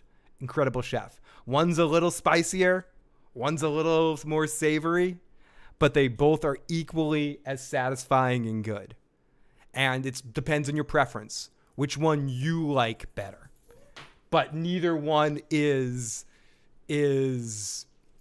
both are equally as competently amazing and are two of the greatest television series of all time. Easily. Two of the greatest television shows of all time. Of these dramas. And that's incredible that they were able to do that. But we have plenty of time to go through this stuff. There's a stupid article written in 2013 saying Better Call Saul prequel is a stupid idea that aged poorly. It's awful that person still has like a job writing about television. They're probably writing articles about Better Call Saul right now, trying to make money off the rush. Incredible. I love the ending of Breaking Bad. Everything wrapped up perfectly. Excuse me. I love the ending of Breaking Bad as well too, and I agree everything in that. And very much excuse me. I should have muted the microphone before I disgustingly did that. I can't help myself sometimes. I love the ending. It's one of my favorite television endings as well.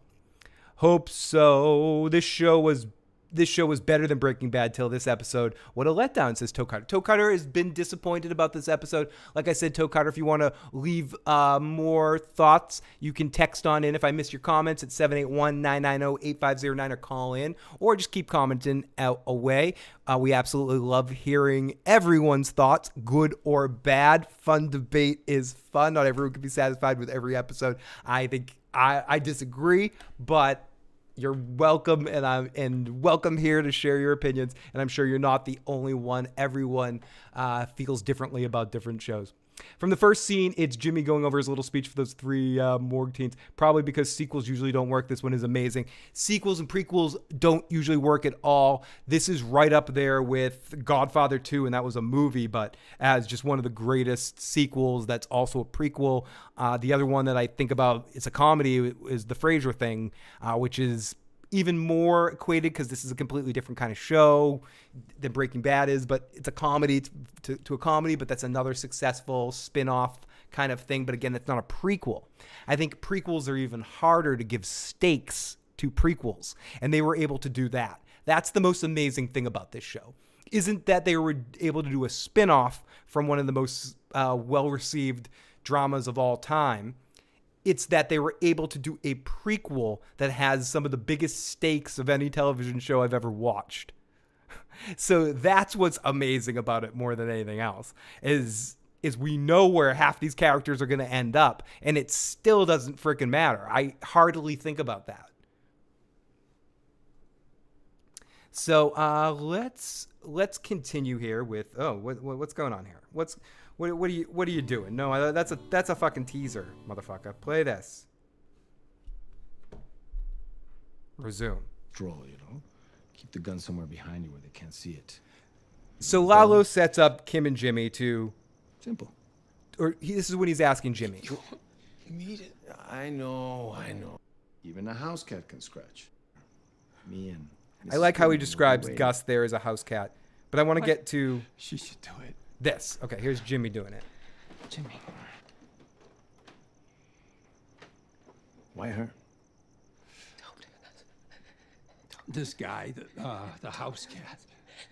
Jimmy, please. He looks through his peephole in the middle of the night and he sees me. Who's this asshole? What's he doing here? Maybe he gets his gun. Maybe he calls the cops. Either way, that door stays shut. But he sees a woman. She looks like she's in distress. Maybe her car broke down. I mean, you'd open the door for her, wouldn't you? Stop. Yeah, but she's really clever. How do I know she's going to stick to the plan? She will. No. No cops. You know she will. No. Look, this doesn't even make any sense. I've never shot a gun before. I've never even held one. Like I have. Jimmy, what are you doing? Jimmy. You know she's the best choice. Okay. No, I'm not. Okay. I know Jimmy. I know people are gonna say. Shot her in the back. Fuck. Sorry. Now, street, now they're in front. It's a quiet neighborhood. Sorry. So you'll have Let me turn this down. I know everyone's saying and everyone believes that Jimmy was trying to help her in that situation, and I understand that. I take that in. It's still, he's so cold-blooded in that moment, and hearing her cry and whimper right there and begging him not to do it. I know she ultimately in the end says that she understands that he was trying to do it to protect her, but she certainly doesn't sound like that in the moment, and I don't think that shit repairs. I don't think she's easily going to be able to forgive him. She's going to see that later on. I know he was trying to help her.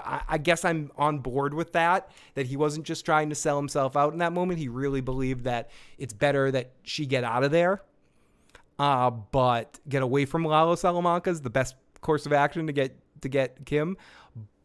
But the way he did it was very, very, very cold-blooded. Oh, I know. You're a lawyer and not a killer, but look, you can do this, okay? This guy, he's a house cat. Black, medium height, short hair, glasses. Stop. Yeah, but I don't know. really clever. How do I know she's gonna stick to the plan? She will. No. Or is Kim playing You know into she it? will. Are they playing a scam there because Kim wants to get out of there too? But no, I think Kim is actually frightened, and Jimmy doesn't care. Jimmy knows what's best in this situation, and he's acting. We don't usually see him this decisive in his motions and this strong in his will like this. It's not creepy, but it's scary in a way. No. Look, this doesn't even make any sense. I've never shot a gun before. I've never even held one. Like I have. Jimmy, what are you doing? Peyton says this scene felt a little bit too light to what just happened. You know she's the best choice. No, I'm not. I can't do it. She can do Excuse it. me. You know she. Peyton said way too light. Jimmy, do it. I'll You know stay. I'm Stop. right. Just stop. Listen. Just stop it. Oh my Shut God, up. okay, No, fine, shut yeah, up. her. Whatever. Give her the keys, give her the address, let's go. So I don't think Kim was in on it. I don't think she wanted it to happen. And especially when he says this, it's almost like this is the coldest thing he's ever said to her.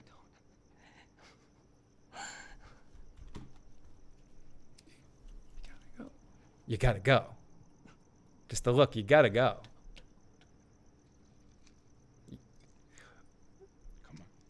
Come on, just go. You gotta go. You're in the game now. You gotta go. It's very horrifying in that moment. Doing that, the look on her face as she deals with it. It's hard for me to see that their emotional connection comes back after that, even though they do connect later in the episode. And she knows at her core that Jimmy did it to try to help her. But I don't know. Is the intern Ernie the lost son of Gun? Possibly. Kim thinks she's about that life, but Jimmy has almost been killed on multiple occasions, and he is hardened criminal at this point. Jimmy was able to talk down Tuco, so Jimmy knew what he was doing, and Kim realizes Chuck might be right. Kim is a bad girl, says Lewis. And let's get into some voicemails here. Let's cut this up and get into some voicemails. I mean, this is an interesting episode to talk about. I am going to break down. I'm going to talk all through it, but I do want to keep this is our first episode back, so I want to make sure I keep your voices in the live chat and watching live, sharing your thoughts about this episode first and foremost here. So this is from, I think I know who this is from. It's from our good buddy, the one and only. Let's see the Big J barometer for this episode. What he was thinking on this one. Hey Phil, Big J here. Big J. Yeah, man, I can't believe it's already July 11th, right? This is beautiful. We got our show back. Yeah, I thoroughly enjoyed this show tonight. I just finished watching it, though. I have the app thing, and I had to do some things earlier with one of my older kids, and but I just finished watching it about 5-10 minutes ago. But we knew what was going to happen because of that Tribeca thing. It was leaked out all over the place, so it's all good. I mean, to see it, it was still good, great to watch. The acting and everything. But we knew what was going to happen. But let's hope that don't happen again for the next 5 episodes. But yeah, I mean, it it went down the way it was supposed to go down, man.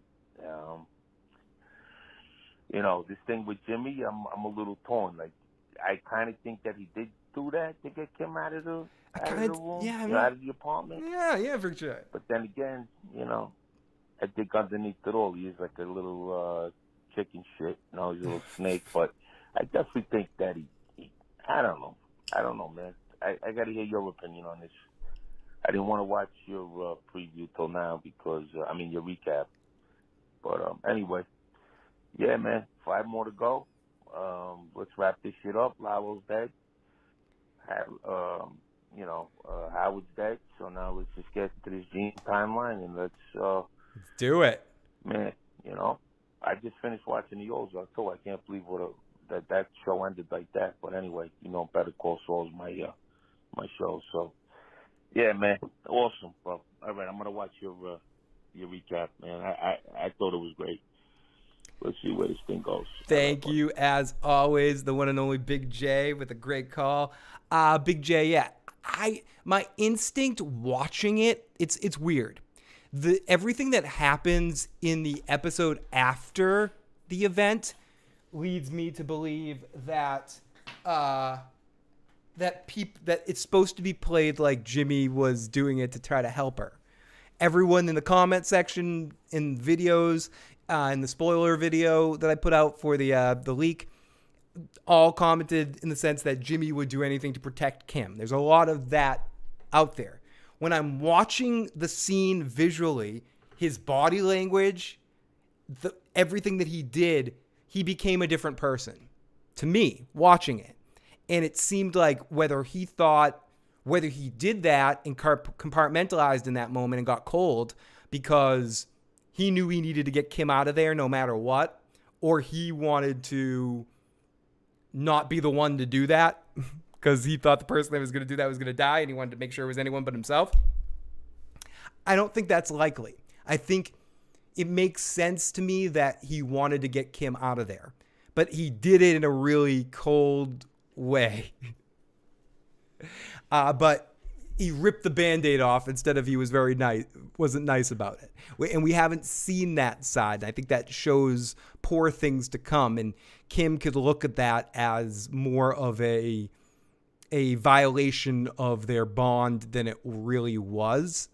I think he did it. Watching the whole episode, I think he did it to help her. The scene itself was nefarious. He did it in a really nefarious fucking way. The look on his face, the way he says it, it was creepy. Not creepy, but it was Saul Goodman opportunistic. Like, not me. Send her, get her out of here. No, she's the one. No. And he yells about it. And he shit talks until he gets his way. He bullies his way into making sure he's not the one to do it. And I think it could be viewed in a lot of different ways. And again, let me know in the comment section. Let me know in the chat. Call on in. We got 2 more voicemails to play. We got 4 texts waiting for us. We got a couple. We got friggin' 250 people in the live chat right now, chatting away. Keep the questions. Keep the comments in. Talking about right now Kim and Jimmy and why and what was Jimmy. Why did Jimmy urge that she was the one that needed to be sent? Did he do it to help her? Did he do it to help himself? Did he do it the right way? Was he a little bit too cold about it? I don't know. Is Lyle the greatest character in the history of the Breaking Bad, Better Call Saul universe? Or yeah, I should ask. Let me rephrase the question. Who is the greatest character in the history of the Breaking Bad and Better Call Saul universe, and why is it Lyle? Jimmy loves Kim. He does love her. But does he love being alive more? Does he love himself more? Nah, that's his clone brother.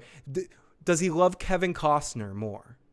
Jimmy making Kim do it was classic. It really was, Jeffrey. It felt a little bit like that. Mike says, Jimmy didn't want Kim left alone with Lalo. That seems like the most obvious thing, Mike. I think you're probably right. It's probably the Arkham Asylum's razor. Sorry, that's stupid. Dictates it's probably the most obvious thing. And the most obvious thing is that he didn't want her left alone with Lalo, and he wanted to get her the hell out of there. And his brain was fast timing that and knew that he had to get the hell out of there quick. One of the best scenes so far. It really does, because it's not a crystal clear scene either way. You can look at it in a lot of different ways and pick it apart. And I think both sides that you're looking at it have weight. And I was talking a little bit about this with Tony earlier. That's the amazingness about this show, is it does have an ability to look at things from all dimensions and not be like, yeah, that person's full of shit. You're wrong. It's tinfoil. No, because anything's possible in this universe. When did he have his heart attack? DJ asks. I think it was in this episode. I think it was in the scene where he was in the chair with Howard, probably, or maybe the scene with Lalo and Kim and Howard in the apartment, because I know Patrick and Ray were there. There was no word that the actor that plays Lalo was there. I only know that 2 of them were. So I assume it was in the apartment, either before or after. Maybe Ray was watching during him in the chair tipping over. It was somewhere in that range of the episode, I'm assuming, just because of who was on set and who they said was on set, because it was a set. Because Kim was there. So it had to be a scene that she was a part of at some point, a setup she was a part of. Definitely think it was Kevin Costner. Walter White is the best character in the Breaking Bad universe. No one tops him. His transformation around. Brilliant acting. Bryan Cranston, 4 fucking Emmys. Deserves it. I can't argue with that logic. Can't argue with that logic, Dracarys, bitch. Sorry, I gotta say bitch like Jesse Pinkman. Dracarys, bitch. I want Aaron Paul to show up on House of the Dragon just so we can hear him say Dracarys, bitch. That would make my fucking day. Okay, anyways. So we come back for Kim says she doesn't want to do it. She does it. He talks shit to Jimmy, and how do you get a girl like you? And Lalo is like, what to do with you? He ties him up, and we get a great close-up of Jimmy. I love Vince's editing. He just tells us so many stories without actually saying anything. As we get into it, let me fast forward this a little bit. No one. Why hear me? Okay, so 1 hour starting now. Like, why hear me talk when you can hear Lalo Salamanca talk? He's much more interesting. So he talks shit to Jimmy. Ooh, unzips him here. Lalo, but then eventually ties him to the chair.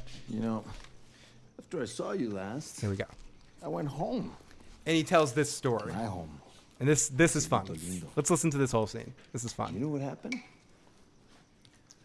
A man came, armed men, in the middle of the night, to my home, trying to get to me. And you know what they did? They killed people I care about.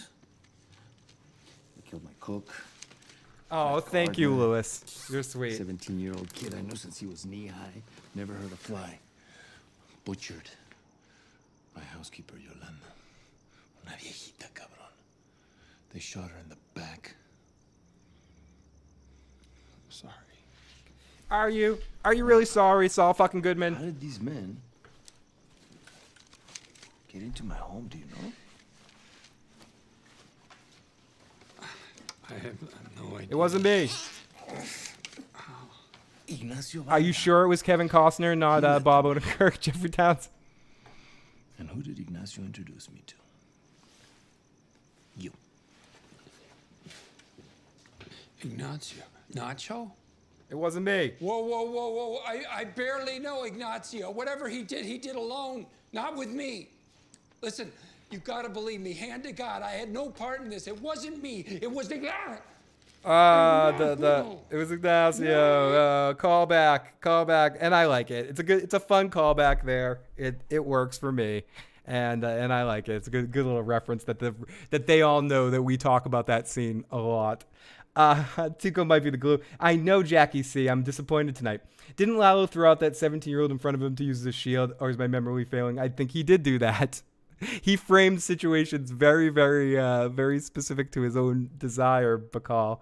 I mean, Lalo's in the chat right now. He's saying, "Now I'm dumb. Everyone's good. Everyone loves Lalo." Lalo's a little high in his horse right now. Your memory is absolutely correct. Lalo is full of fucking monkey shit, as B says in the live chat. Let's not cut 2 ways from Tuesday, dude.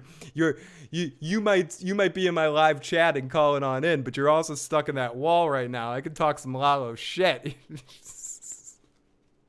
You frame the truths, good sir, in your own perspective, and I respect that. I'll drink to you, Mr. Salamanca, but let's not cut 2 ways from Tuesday here. Okay, we got another voicemail here. Area code 515. Get them in. We got lots of voicemails and texts. We're going to get to all of you guys tonight. And this is one of those things, if you have questions and comments after the show, keep them coming. I might do a feedback show or a feedback video with like top questions from the episode or leading into next week, some shorter video. And this line will be open 24 hours a day, 7 days a week. So regardless of when you're watching this live stream, you can always call or text this phone number and it will get read on something at some point. Hey, Phil, this is Joseph with the Y. Joseph, nice. 2 quick points. First of all, I thought this episode was the best episode of Better Call Saul of the entire series so far. And it's really right up there in terms of, Ozymandias level type episodes. It was just incredible sitting back and enjoying it. There wasn't a second of this episode that I did not enjoy or I wasn't captivated by, so I just have nothing but good things to say about it. It resolved 2 of the primary plot arcs of the series, the sort of the Howard arc and then the Lalo arc, and it did so in a very clever way. It resulted in these 2 people being buried together under the lab. And the point I wanted to make is to reference Breaking Bad, Season 5, Episode 1. Oh, I love it. Sort of in the aftermath of Face Off, where they're like, Walt had just destroyed the lab, and they find these 2 charred bodies there. And I just thought that is an incredibly clever, it's kind of a retcon, but it really works pretty nicely, I think. And so I thought that was very clever. And the other thing I wanted to just quickly say is that I'm really, really glad that I didn't read the leaks that came out. I think I just enjoyed the episode not knowing what was going to come. I mean, would anybody look up the plot of a series they were binging before they watched it? I think that's not the best way to enjoy TV. So I'm really sad that leaked, and I'm glad that I avoided that. And I really think that helped me enjoy the episode more personally. I understand people needing to read that. I get that completely, but I'm glad I didn't. So thank you. Great show. Keep it up. Bye. No, absolutely. And I understand that. And I agree. This is definitely one of the best episodes of the series. It's been so much fun, and I just can't wait to keep seeing every direction that they push this series. And yeah, as Disco Ball Glitter, I just think it was an interesting choice by AMC and the creative team to show the episode at all before the 7 weeks in the way that they did, and expect that information wouldn't get out there. And it's tough for me, as I mentioned in that video, tough for me to go knowing that information is out there. I just couldn't be stopped. The evening that I knew it was airing, I ended up having to work, so I couldn't drive down to New York. I definitely would have gone to New York that day if I didn't have to work. And I was pissed that I had to work, and I came home that night, and I was just like, oh, I got to figure this out. I got to find something. So I kind of wish they never even aired it, but the spoilers were out there. I needed to read them. But I still enjoyed it. But different people in different ways. Some people can read things and still get the same amount of enjoyment. Some people want to be surprised every minute of the way, and I'm glad that you were able to be surprised. And it is an amazing. It may be a little bit of a recon for the bodies being there, but I like it. I like that connection. It's one of those little things that you do look at Breaking Bad a little bit differently, but it's a little bit differently in a cool way. So I like that too. And I'm not saying that's where the fly was buzzing around, but it is a fun thing that you can kind of bring that up now and say, oh yeah, that's what the fly was. And it's a good kind of connection to Breaking Bad and to an area that was important on the show. Jakar says, I purposely avoided all the leaks because I purposely spoiled myself for Game of Thrones Season 8. After 4 episodes, I needed to know if I was going to do my queen Dany wrong. I read it and I couldn't believe it. Should I say Saul, blah, blah, blah's game is unmatched? It is unmatched right now. It's some of the best game in the business. Thank you so much for the text message. We'll get to texts in a second. Actually, let's zip through some texts right now. We got Hunter. This is Hunter. First time watching. I wanted to say I enjoyed the stream. Were you satisfied with the way Lalo died? And I saw some people on Twitter calling it lame and the worst death. Yeah, whatever. People just want to complain. I'm not saying you can't have issues with something, but you know, everyone's going to have different results and different interest levels. And this isn't universal. Everyone in the world has to like something. If I can pick apart something on any show you want, give me any greatest show you want to do something, I'll find stuff to pick it apart if I want to pick it apart. Was I 100% satisfied with the way that Gus and Lalo went out? No, some part of me wanted Lalo to survive somehow, even though that would be impossible. But I was still satisfied with this episode, and it was one of the best episodes of the series, and I fucking enjoyed it. And whatever. I thought it was an effective way to take him out. And anyone that's saying this is lame and the worst death in the Breaking Bad, Better Call Saul history is wrong. They could say they were disappointed and they wanted Lalo to go out in a more grandiose way or something, or you could say you expected something different and didn't necessarily like what happened, but saying it's the worst, come on. They're drunk, right? Those people are drunk, right? Or they're smoking crack. You're smoking TV crack. People that smoke TV crack, it's like everything's the worst thing ever. I smoke TV crack sometimes too. I do. If I come out and something's really, really bad or really, really good, I smoke positive TV crack where I can be like really hyperbolic. That's the greatest thing ever. I'm like Kermit the Frog jumping around. But this people that are saying worst death they're smoking the bad crack. They need hugs. Let's give these people hugs. Toe Cutter, I appreciate that, but you're in here defending your thing. You're saying that's the worst episode you've ever seen of the series. I don't know. Anyways, 856 says, seriously thinking this show is the best thing on TV. Feels like the next episode or two will wrap up the 2004-2005 timeline, but the rest will be post Breaking Bad. What happens to Kim, I don't know. No matter, I'm in awe of how good this show is. What I hope you do in the live chat, Toe Cutter, is I hope that you come back every week and tell us what you think about the season if you stick with the season. I'm curious where your perspective will be on episodes. And I think you said earlier that you've loved pretty much every episode until this one, which is interesting to me. I also would ask, just out of curiosity, if you had read the leaks beforehand, or watched my stupid video or someone's video on it beforehand, before watching the episode or not. I'm just curious. But I hope you come back and join us every week, and I hope next week makes you a little happier than this did. I personally think it's one of the better episodes of the series, but I look forward to hearing all about. Keep popping in the comment section or keep talking in the chat. Everyone loves to go back and forth about this, so let's keep the fun going. Let's go back because sometimes I can understand maybe if you read what happened already and then watched it, it might have been anticlimactic to your eyes. Because I agree with what D. Lopez says, one of the 3 best episodes in Breaking Bad and Better Call Saul history. I don't know about 3 because there's a lot of great episodes, but I would put it in the top tier. I feel like that's an easier way of doing this because there's so many great episodes. If we're doing S tier, this to me is an S tier better bad universe episode. I think 3 episodes this season have been. The Nacho episode, last episode, and this episode, like the 2 Nacho movie and this movie. Mount Rushmore, we got Ozymandias, Felina, Face Off, Point and Shoot.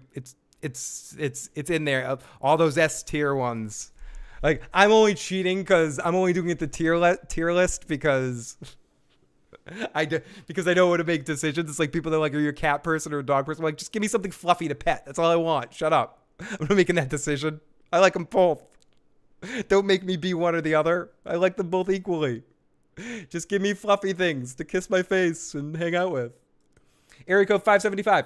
It's the people that watch the spoilers that are disappointed. It's a great episode, unbiased. I would agree with that. I mean, I'm not saying that everyone that no one could possibly have watched this episode and not enjoyed it, that didn't spoil themselves or something like that. But maybe they spoiled themselves a little bit. We won't tell. No, I'm kidding. I know someone's gonna comment on this video like, fuck you, Phil. Don't assume away, you asshole. And yeah, I'm assuming away an asshole a little bit. This is a good episode of television. Shut up. People saying it's worst TV. Whatever. I appreciate that you're in the live chat, Toe Cutter. Gus getting the drop on Lalo, having the gun to head run over to pull over the gun from the excavator in the dark, shooting 5 shots, 4 kills, blah, blah, blah. No, again, I appreciate it. This is why I like Toe Cutter. No, like Toe Cutter, stay in the chat.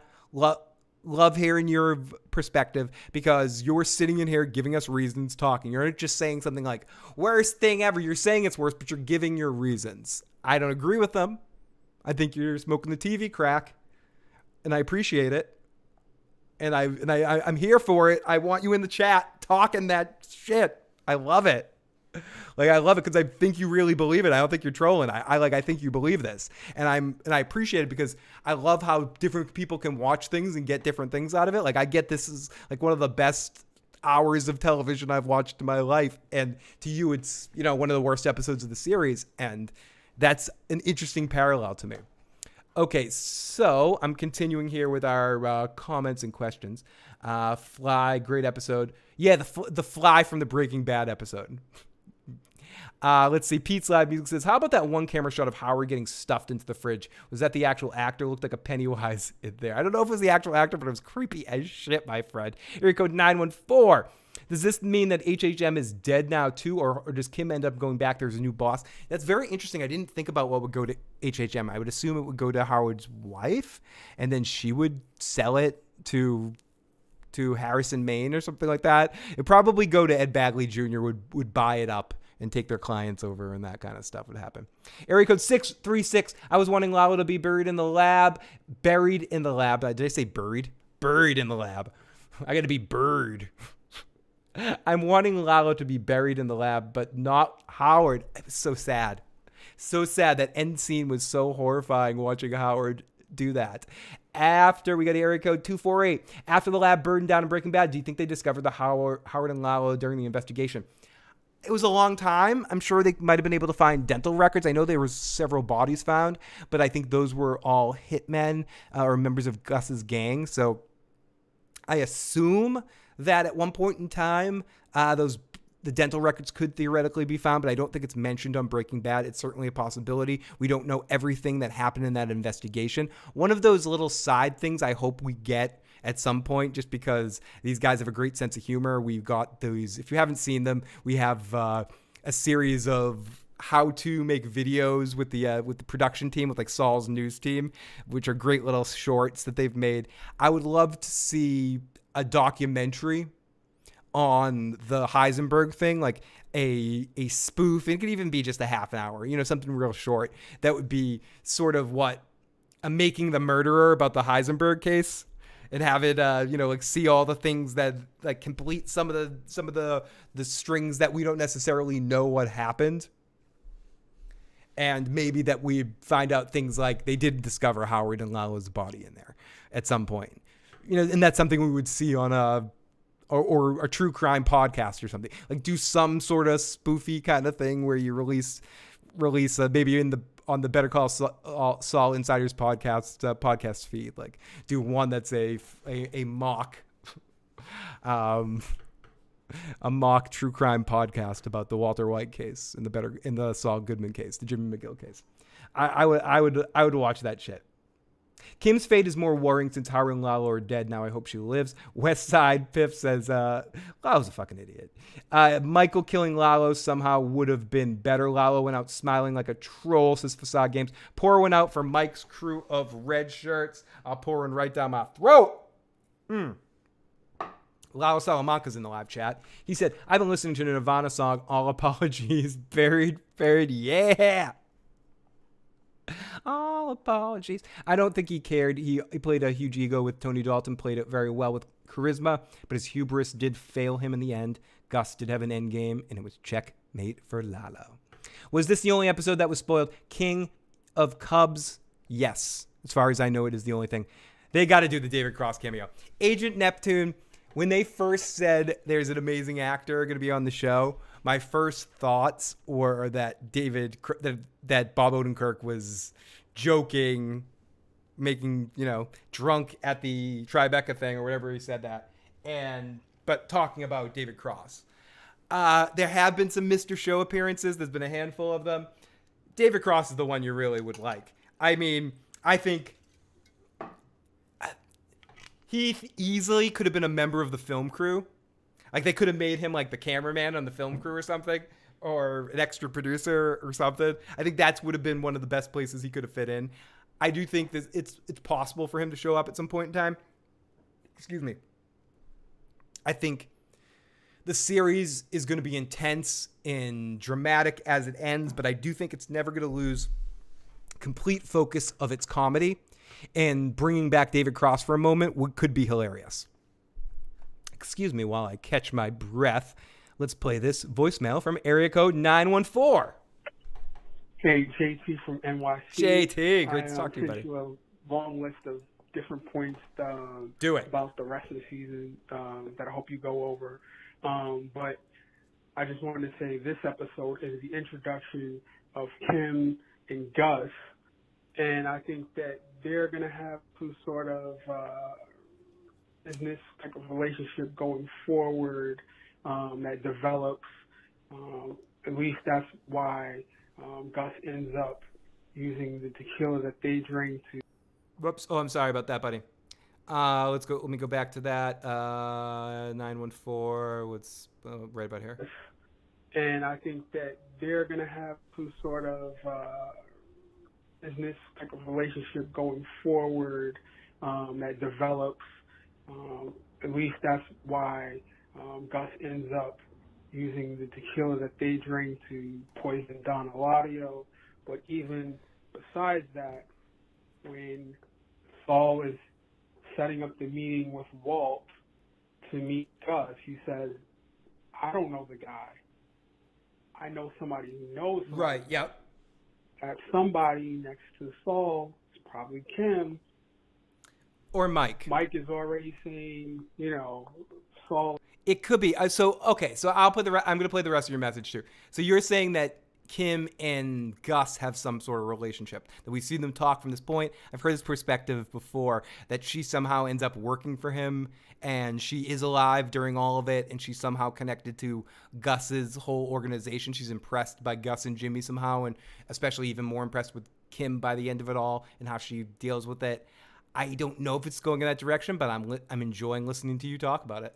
Not really, ready for being in the business, but Kim can do it, so Mike might bring her in, to meet Gus and start a some sort of business relationship or something like that. And Saul is just on the peripheral. So let me know what you think about that. And as well, there's a whole lot of Breaking Bad stuff that has to happen in 5 episodes. And I'm like, when is Crazy going to start snitching? When is Tuco going to get out of jail? Are we ever going to see Hector Salamanca's grandson, Joaquin, before Jesse ends up killing him? Does he play any part, in the cartel before that happens? Yep, Crazy Eight, lots of stuff. All right, thanks. There's a lot of ground to cover, and that's why I think they've mainlined this and having things go by so quickly. And thank you so much, everyone that's our super chatters, our live chatters, our callers, our voicemailers, our texters. You guys have been keeping this pounded and going all night, and we're not done yet. on for a while more here, making sure we're going to clear the decks with this. We got a little bit more of this episode to talk about, so I hope you guys keep sticking around. If you haven't, hit that like button, hit the subscribe button. Make sure you join us all season long after every single episode. 10:30-ish, between 10:20 and 10:30 Eastern Standard Time after every episode airs. And you can watch this later and leave your thoughts in the voicemails as well. What am I drinking? I am drinking Tito's right now. Some Tito's straight. Phil, how do you think they're going to use the new character that Bob Odenkirk's talking about? The Carol Burnett has been said that is the new character. I tend to think she's going to be a judge. People have made the point to me that she's going to be a judge, and that makes a lot of sense. I know a couple of other people that I've talked to, including Tony Teflon. Make sure you subscribe to Teflon TV. Does the pre-show for Better Call Saul and some great Better Call Saul videos. And I'm on those pre-shows as well at 7 o'clock Eastern Standard Time every week. But Tony thinks it's it's Howard's mother, and I know some people think it's Howard's mother. I tend to think it's a judge, and she's going to be a foil for Jimmy, someone that either likes Jimmy or can balance him beat for beat and be able to stop him. So let me continue in the live chat. Skylar and Marie's maiden name is Lambert. I wonder if Irene Lambert, Sandpiper resident, will be their mother. Yeah, Judge Papa Giorgio, or Carol Burnett still alive. Yes, she is 89 years old, and it's her favorite show on television, and she's going to fucking be on there, baby. It's going to be amazing. I want to eat a Cinnabon. I did have a cinnamon roll. I couldn't get the Cinnabon, so I got some Entenmann's. It happens, though. Okay, so we go to Kim driving, and she sees the look of the highway. You can see the fear coming. It's just great. She pulls up next to a cop, thinks about opening the window, but she doesn't. She stops. She looks shook. This is filmed in a really intense way with the music. Great aerial shot of Kim walking in. Extremely amazing tension as she rings the bell, and there's just a hush over everything as she pulls the gun out at the door, and she's getting ready to fire the gun. She totally was ready to fire the fucking gun, and then she gets pulled in. This is the music, and the music is tense. I got to mention that the music in this episode really sold it. It really brought the story around. At times it was very haunting. At times it was kind of new agey kind of sound. I don't know. It was. I very much liked the soundtrack of this episode. She pulls the gun out and gets dragged into the house. And then Mike is like, fuck you. What are you doing? Let's listen to a little bit of this. Still and stay calm. Now you take a deep breath. Nothing's going to happen here until you calm yourself. All right? Now, who is killing who? Lalo Salamanca. Lalo is going to kill Jimmy. He's there. He is there with Jimmy. Salamanca's at your apartment? Yes, he sent me. He wanted to send. Excuse me. It wasn't just me then, Jen, because it felt like the music was different in this episode. Everything was industrial. That's a better way of saying it than new age. It had this industrial tone to it all, and I liked it. It gave everything a different feel, almost sped up the pace of it all. I don't know. I enjoyed it, and it definitely changed the tone in a very unique way, and I was there for it, and I enjoyed it. Sorry. Back to this. Jimmy, but then he sent me. To do what exactly? Miss Wexler, you stay. Wait. Costner was in an episode of Mr. Show. I got to look this up on YouTube when I'm done here. Stay with me. What were you supposed to do here?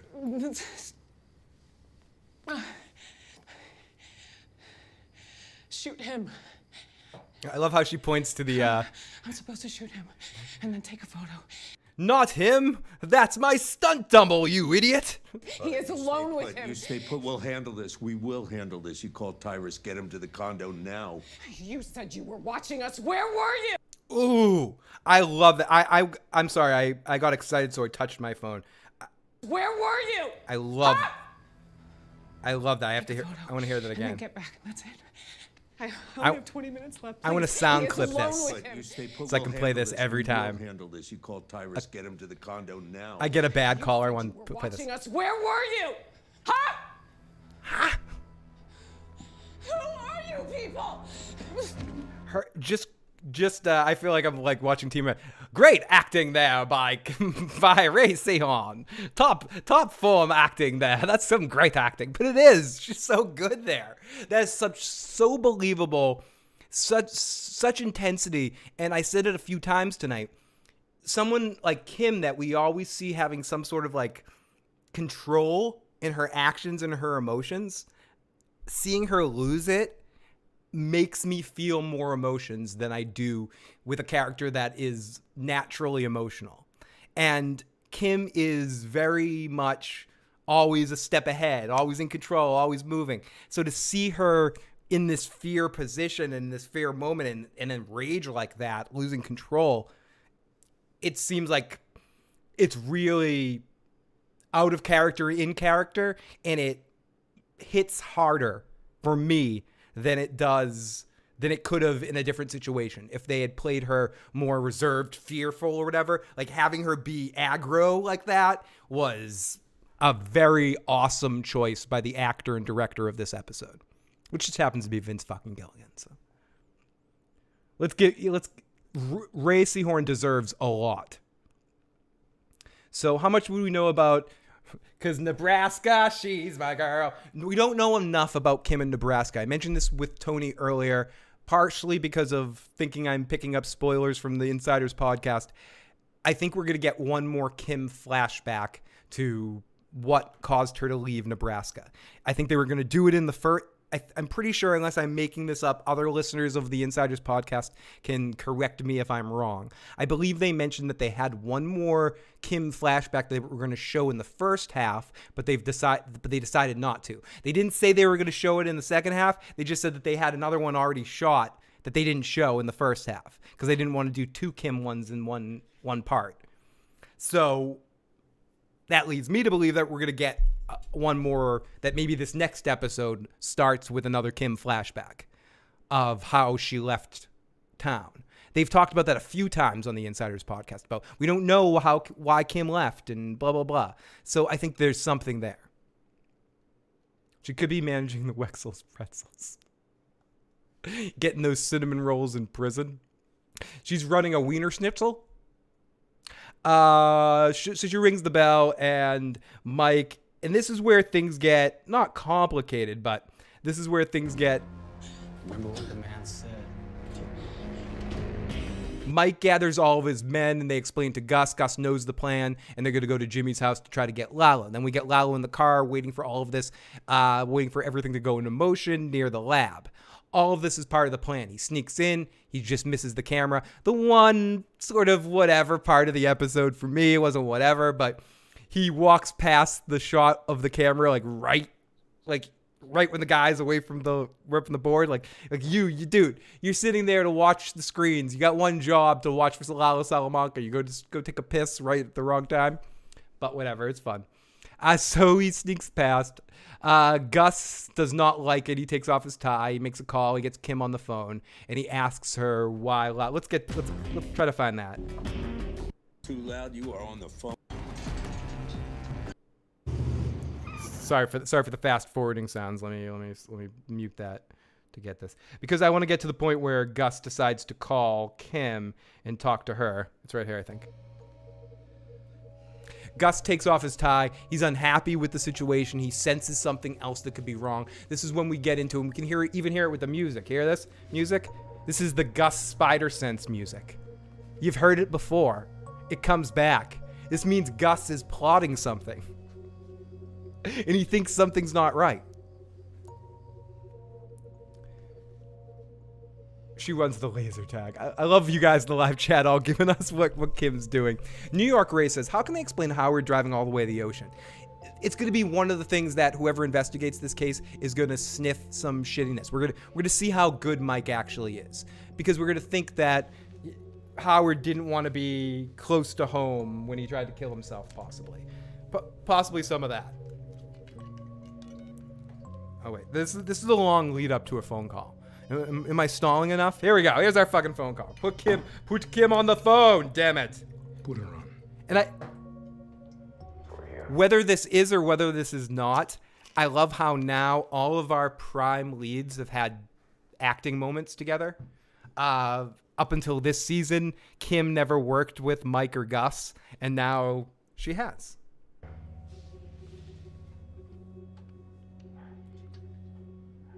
Why did Lalo send you? Who is this?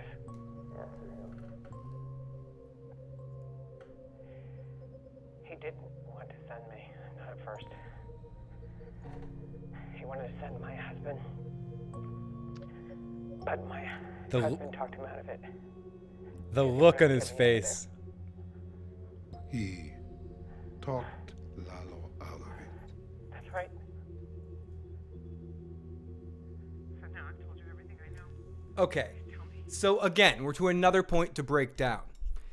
Did Gus say he talked Lalo out of it like that because he was impressed that Jimmy was able to do it? Or was that his aha moment that Lalo had another plan? That Lalo was bluffing or wasn't bluffing, that this was all a ruse? You know, it's that there was some hinky-dinky shit going on. Did this trigger the spider sense, or was it a combination of both? I tend to think it was a combination of both. There was some moment there where he was like, he talked him out of it, and then he thought to himself, this guy could never talk Lalo Salamanca out of doing something that he didn't want to do. But that has nothing to do with it, really, if you really think about it. Like, it wouldn't have mattered either way. So I'm going to say he said it like that because he was impressed with Jimmy in that moment. But I don't know. What do you guys in the live chat thought? Julian says an aha moment. Ain't no ocean in New Mexico. Mike said it was 7 states away. Nope. No one talks Lalo out of it, says Jam. Do you guys watch Better Call Saul with headphones on? I highly recommend it. This episode was so creepy. Jack me off. It's because of the music. The music was so creepy in this episode. I like confident Gus better than anxious Gus. A clear aha moment, says Jan. It says Jam, not Jan. I called you Jan or Jem. Jam. Mark Hogan. It was an aha moment that Lalo didn't care who went to Gus's place. Good point, Jennifer. Gus should have put the bottle of Zephyr next to the revolver. Jack me up. I do it, and it puts me on the edge of my seat. Definitely an aha moment. People in the live chat definitely seem to agree that it is an aha moment. So awesome moment to discover that as Gus turns on his spider sense and he goes off. And then we get to an interesting shot with a sniper with Mike's team behind, cleaning the apartment. Mike is heading. The music is very drum heavy. This is where I made mention of the music specifically. And we do have a couple more voicemails. Keep them in. We have 3 voicemails and 3 texts waiting in the tank right now. Promise to get to all of them tonight before we call this a night. Just going to finish off the recap of this episode and then get to all the voices and texts, and then we'll wrap things up. Very drum heavy as we get into this end part.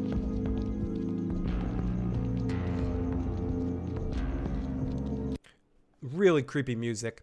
Then we see Gus figuring it out, and we go off to Jimmy. Okay, so Gus figuring it all out, but he's too late. We're in the lab. Gus starts to put it all together with his guys, and when he starts to figure it out, his guys get shot. And then this is one of those things. Lalo, he needs him on videos, but so he chooses not to shoot Gus too, and he walks up to him and talks to him. Let's get to this moment. Horror music as Lalo shoots all the other guys and then gets in his face. He's finally caught the chicken man. I actually love that the main deaths this season have all been single gunshots. Very realistic, except for instead of exaggerated big machine gun deaths. Next episode, fun and games. I wonder what's next. As we go into back to the apartment, as Saul has is gagged and Mike comes in. Hey. She's fine. She's safe. Are you sure? The gag is going to come off, and I need to ask you a question, and I need you to answer it quietly. I love how Mike says you need to answer it quietly because he doesn't want to listen to Saul talk. Got it? Huh? Yeah. All right. I need to know where Salamanca went, and I need to know exactly how long he's been gone. And he doesn't know much. Mike, I don't know where he went. Mike in this moment starts to realize that he's one step behind, or he's a few steps behind. He doesn't know what the hell's going on right now. He's pretty screwed, and he's way, way, way behind the situation. And he's trying to catch up as we come over here.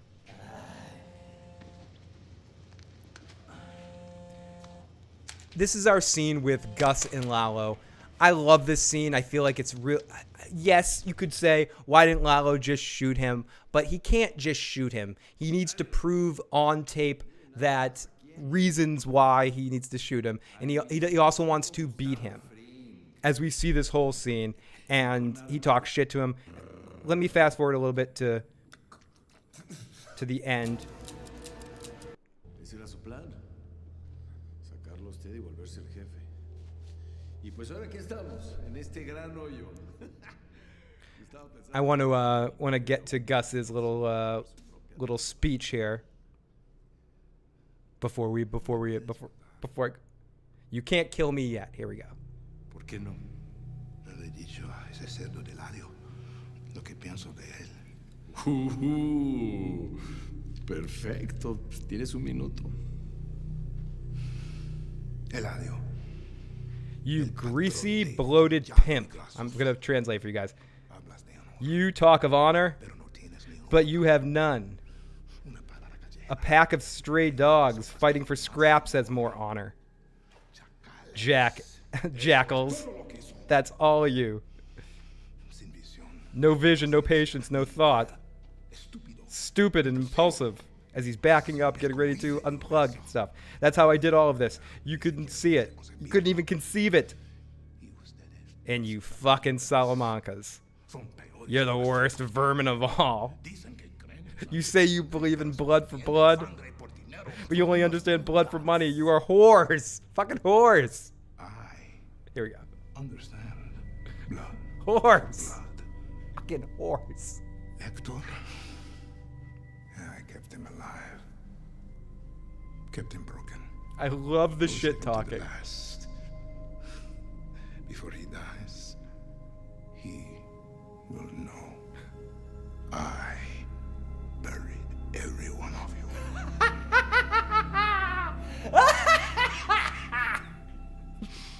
Big talk. I love it. I love it. You done? Shoot him, Lalo. If you want to win, shoot the bad guy. Not yet. Or good guy.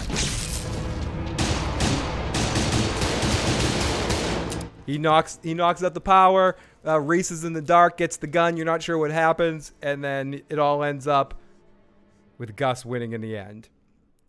And then we get a goodbye scene with Lalo looking at him and dying with a smile and a laugh. And Gus walks over him with utmost confidence. How'd you know Lalo would be at the laundry? Goodbye, Lyle. And then we get a little cameo from. Doc just crossed Wait. I can't. Sorry, guys. I can't. To give the employees. We need to pay Lyle some respect. This will require you to both open and close today and tomorrow. That's a Sure. Yes, I can do that. Would you be able to Lyle is the fucking best. set next week's schedule by close tomorrow? I like to give the employees time to prepare. I will take care of it. Lyle deserves a raise. Don't give it a thought. I will adjust your pay for the extra hours upon my return. They had excellent chemistry, Cinnabon manager. I would have paid to watch a Lalo and Mrs. Ziegler spinoff. I hope that is acceptable. Of course, not a problem. He did soft batch, and that's what I was saying earlier too. He got Walter White lucky. You know, you better lucky than good sometimes, and he definitely got lucky in the situation and was in the right place, the right time, set it up in a situation and happened to get the aha moment through Kim. So there was a lot of things coming together to reach that point, but we can never forget the true hero of this episode is Lyle, because, you know, he's opening and closing. That's a lot. If there's anything else I can do. He does. Like Dracarys bitch says it. Lyle deserves a raise, an employer of the year. Let's not cut two ways from Tuesday over here. For Pete's sake. Please let me know. I know I have nothing to worry about. the rest of the Jennifer says Jimmy was absolutely protecting Kim. He was not expecting her to actually go for it. Kim is an amazing character. The question isn't at this point, because I agree, I think I can understand everyone's perspective on that, and I'm conceding the point that he did do it for her to protect her, regardless of how it necessarily came off. How is Kim going to internalize this, though? Is she going to look at it that way, even if it's the case, or is she going to look at it still in her heart, feel like a betrayal of some kind? So, because of how he did it and how cold he was with it, and ultimately what it did to their dynamic of their closeness. I don't know. It's going to be fun to see, or not fun. It's going to be disastrous to see their relationship falling apart over the next little bit. He really is. Caesar says Caesar.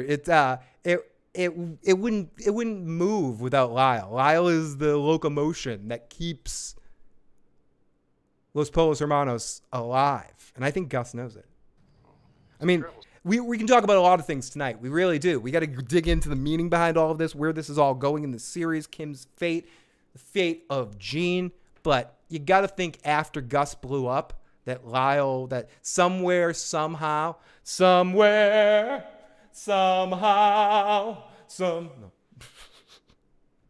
that Lyle was left the whole Los Pollos Hermanos franchise. I would love to see that information in the documentary, that, the fake documentary stuff. Exactly, Hans. Must die a Lyle. Lyle spinoff series. Better call Lyle. Goodbye, Lyle. So Mike is pissed. Mike just crossed the border. Mike don't like it. Be here in 3 hours. Time for a lecture from Mike. Dad's got to give us a lecture, kids. Sam. Dad, what? I love how Mike's the one person that can lecture Gus. And thank you so much for that super chat donation. This shot is for you, my friend. Thank you, Hans.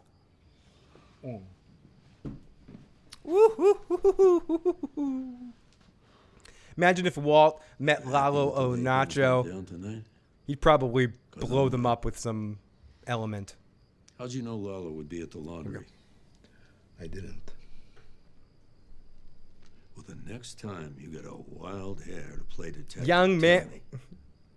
This could have gone down. Young man, the next time you get a wild hunch, you make sure this could have gone down a whole completely different way. You're very much disappointing your father, Mr. Gus Fring. A whole lot different. It could have. It didn't. I'm lucky as shit. Have you read the script? I survived, motherfucker. I love it. I love that dynamic between the two of them. I like it growing. They're growing their own sort of subtleties. I love the expansion of their relationship. It's one of the joys that we've gotten on this series as we go to Jimmy's house and we see all of Mike's crew wolfing up this place. Excuse me. Clearing it up for cleaning up the murder, and Mike is about to come in to lay it down. And this is what I was talking about with the shots. We get a bunch of shots like I rewind it. Let me rewind this for a second. As we come in, we'll see the shot from behind Jimmy's head. See that shot? We get a couple shots like that, for like perspective shots, which I think is an interesting choice. Excuse me, to just show how much all of this is happening around him. They decide to take the refrigerator out of his house and replace it with a new refrigerator. I'm not sure the reasons behind that. Was there a blood splatter on the refrigerator? So they were taking it away so there was no DNA evidence? I don't know if that's what they were doing, but maybe. As Kim comes back, they embrace. You're getting a new refrigerator. And let's listen to this. I'm assuming stainless will do. Arthur. Yeah, Mike. Gloves on. Mike, tell him how to do it, Mike. Back. He's not coming. No, he said he was. He told me. You understand me? He is not coming back. He doesn't know he's dead, but he knows enough. Sit. Sit, poo-poo, sit.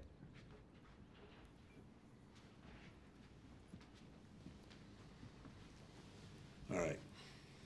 Here's what's going to happen.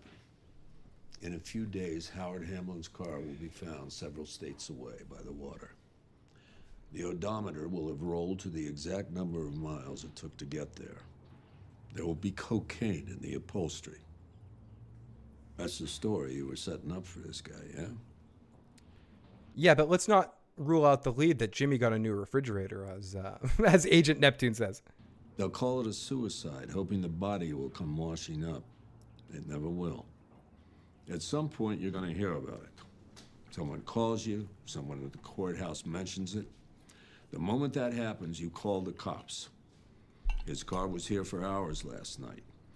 Good chance somebody noticed it. That means you are the last people to see him alive.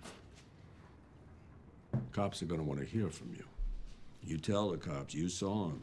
He came here. Seemed like maybe he was chemically altered. Didn't make a lick of sense. I'm going to rewind this for 1 second because I want to. Last people you're going to hear about. Let's look at Someone their. calls you, someone at the courthouse mentions it. The moment that happens, you call the cops. Look at Kim's face and His Jimmy's car was face. here during for all hours this. last night. Good chance somebody noticed it. That means you are the last people to see him alive. He looks Cops to are her. going to want to hear from you.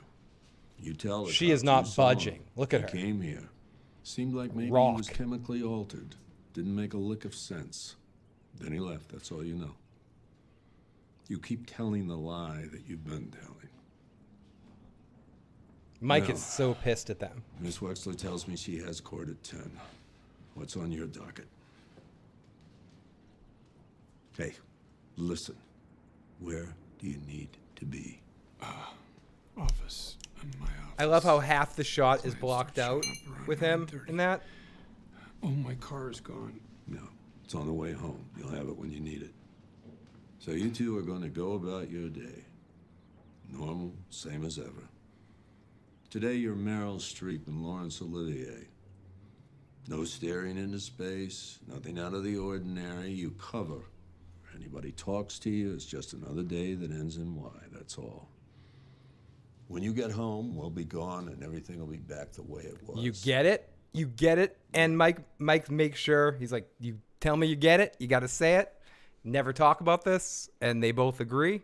And they move on. Jimmy seems a little less sure. Kim kind of agrees right away. And that pretty much is the end of the episode. We go off to Mike gets the keys to the car, goes to the warehouse. Jimmy says, Lalo's coming back. Oh, no, we already passed that. Yeah, they go. Then we go to they bury Howard in the lab with Lalo. It's sad, like really sad music kicks in, and they take off Howard's shoes and ring. And Mike does not look happy about all this. Howard was not in the game, and Mike appreciates people.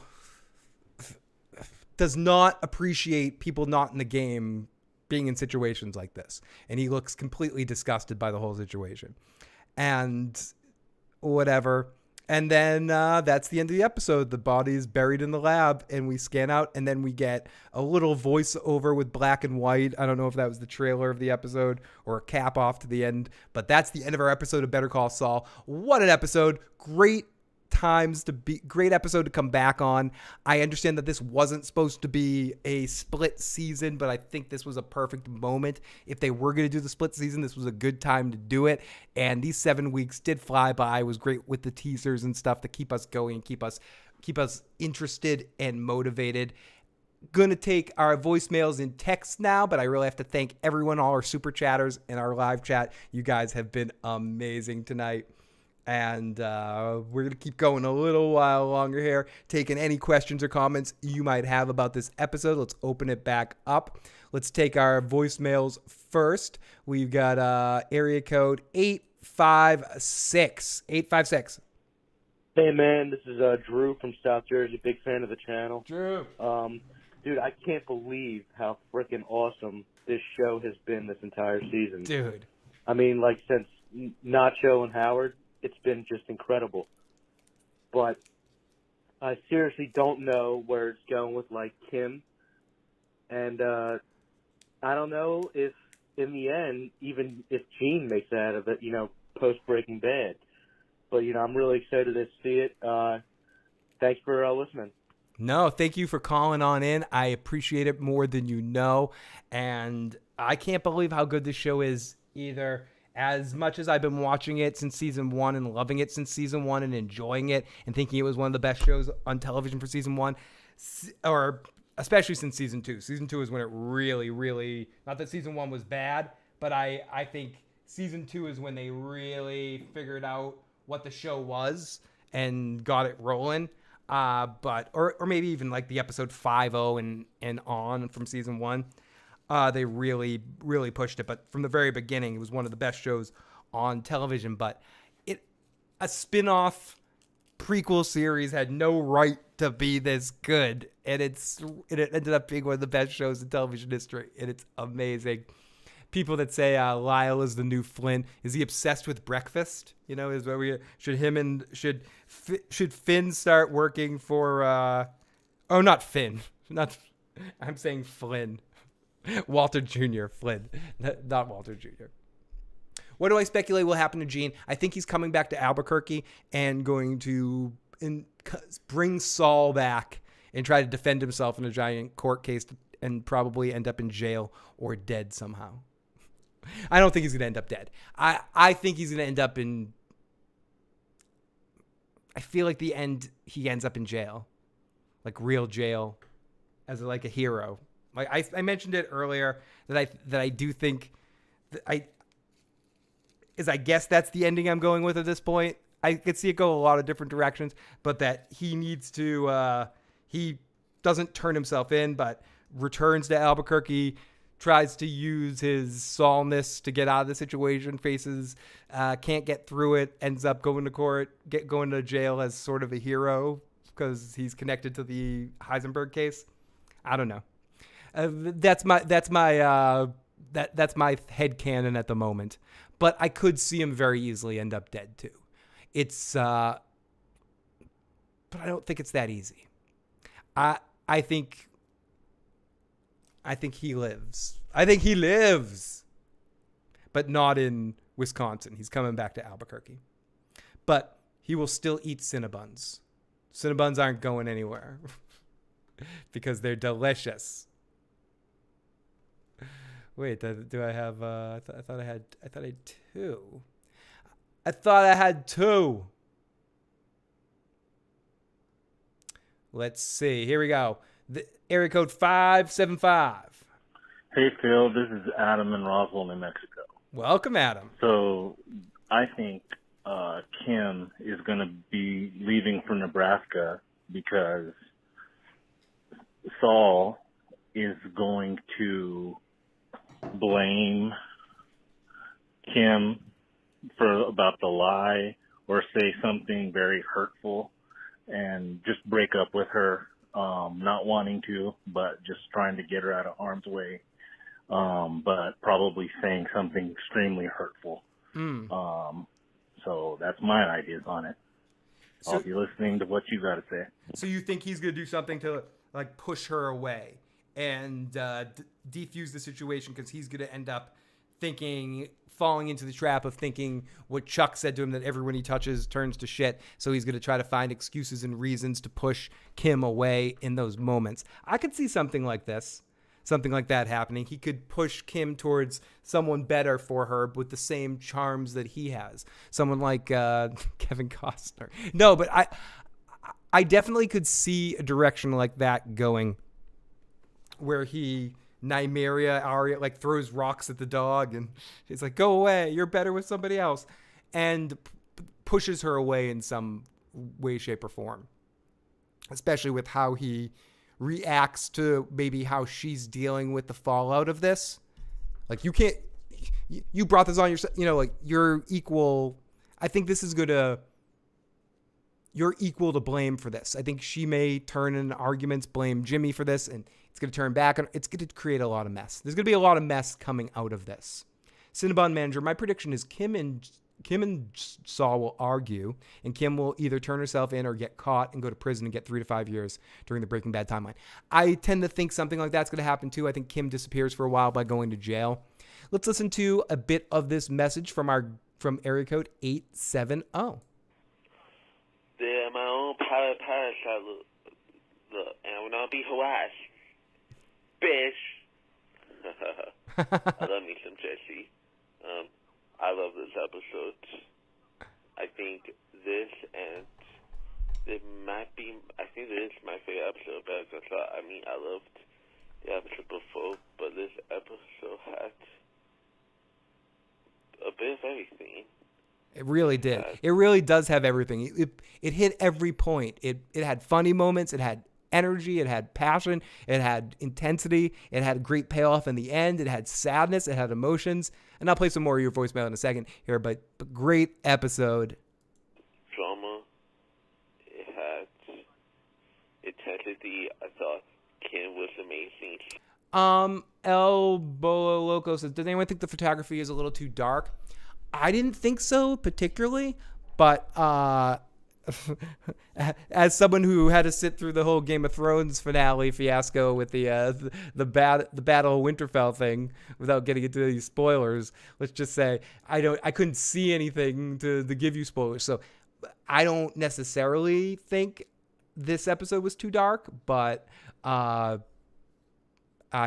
can't speak to what you saw and on your television, your monitor, and your streaming, or whatever you're using. But that isn't something I particularly noticed in this episode.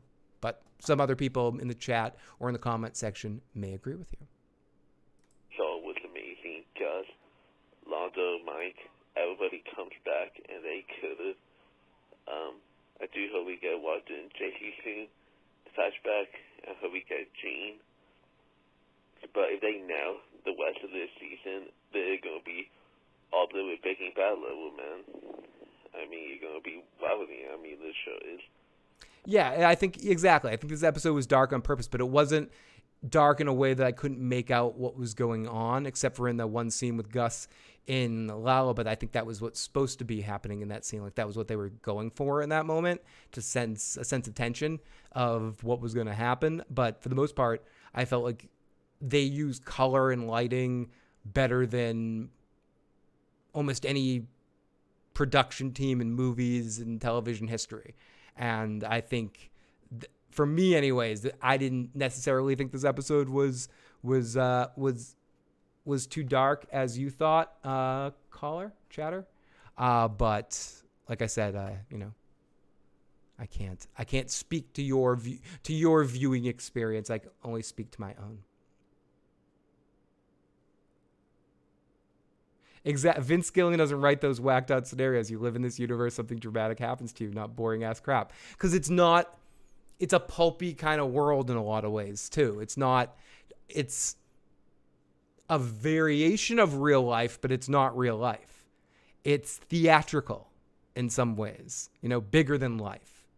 And some of their characters are more styles than they are characters, like the twins and stuff, and that's what I love about it. There's a sense of pulpiness to all of Breaking Bad, especially in Better Call Saul, too. You forget about it sometimes in Better Call Saul because there's such real human drama going on there. And in Breaking Bad to a certain extent as well. But Breaking Bad has that pulpiness to it, and so does Better Call Saul.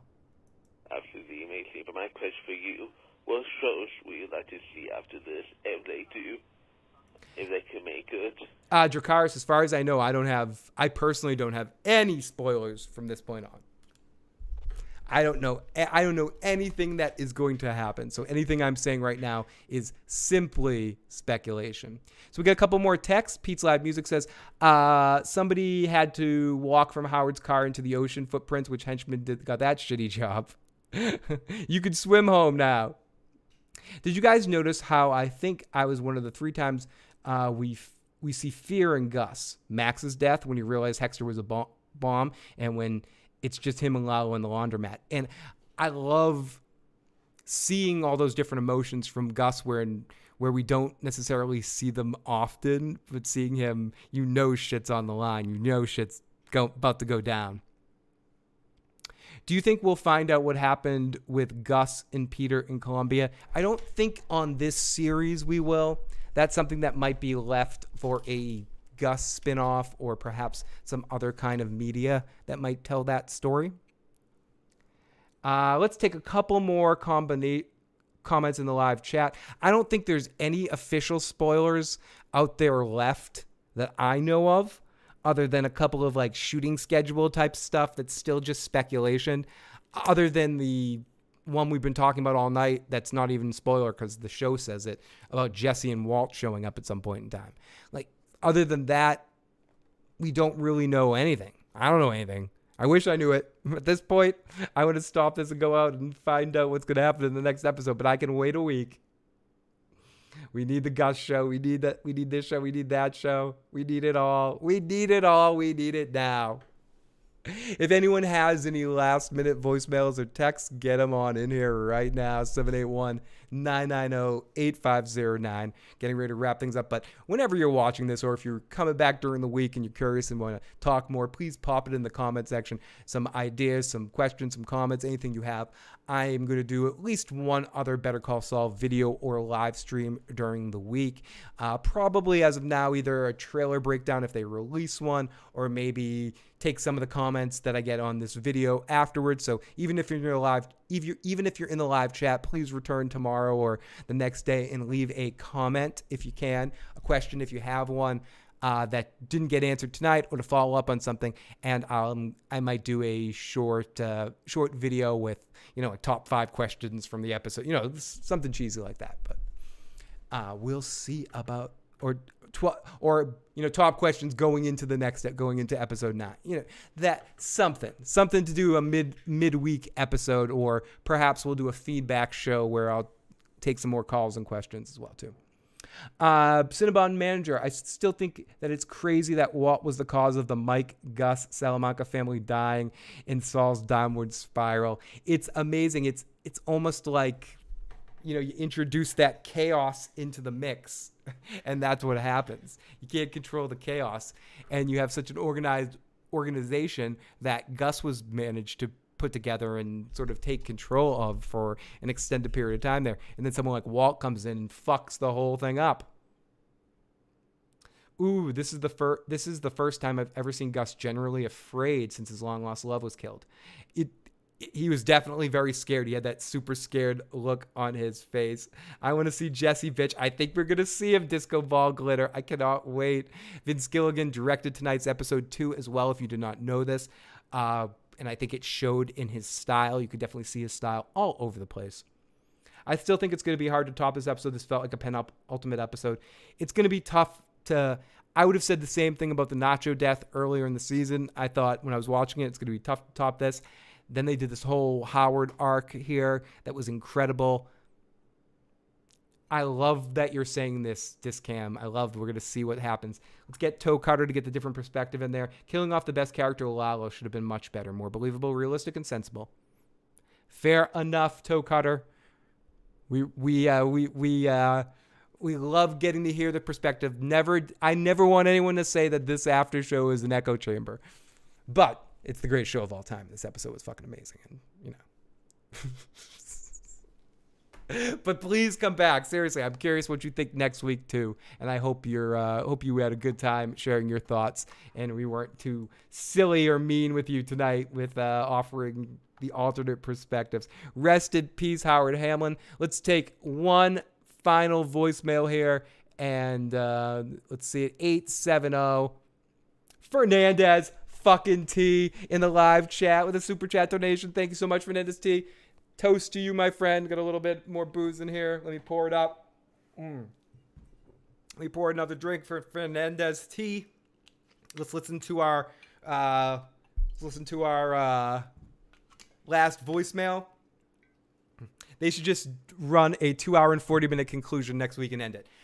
I would be all about that if they just released all the episode all at once and just said, you know what, guys?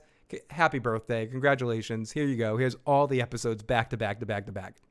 Okay, for our last caller of the night, and obviously if we get another one, I'll play it. But I think this is probably the last caller we'll get. But either way, this is area code 870. Let's do it. Hey, it's me again. I'm not sure what to say. Sorry, it's just, been a long day, but Oh, no. yeah, Don't, I just hope no. the enemies are tomorrow. Not really by the episode, but the enemies are tomorrow. And I hope Call Saul the first half gets in love. I hope Bob Odenkirk gets nominated for Best Actor. He should. He And deserves it. Don't snub him again like you did for season 5. I also hope for Banks for supporting actor, Tony Dalton for supporting actor, Patrick for supporting actor. That's the hard part, caller, from 870. There's so many great supporting actors that I don't know who shouldn't get it. Like Tony Dalton deserves it. Michael Mondo deserves it. I thought Michael McKean really deserved it, and he didn't even get nominated, I don't think. So I hope they get the awards they deserve in this final half because they're doing some amazing goddamn work. Serpentine, look at the graphic on my screen. I think I attract my demographic here. More booze, absolutely more booze. It's the end of the night here. Last call for alcohol. Whoa, Jesus, a fly. Speaking of Breaking Bad, a fly just fucking flew right in my fucking face. Jetpack Dino, 100%. I have been lucky enough to stream after almost every episode of Better Call Saul. I missed a couple during season 4 because I was doing a play, and it was also during a real life hectic shit going on. But since season 1, I started with season 1, episode 1, which somehow I forget what happened. But season 1, episode 1 review got taken off YouTube. But pretty much every episode of Better Call Saul, or at least 80% of the episodes of Better Call Saul, we've been streaming since the beginning, and I will be doing every episode of this final season right after it airs. So make sure you come and join us every night, every week, 10:30 p.m. Eastern Standard Time, Monday after it airs.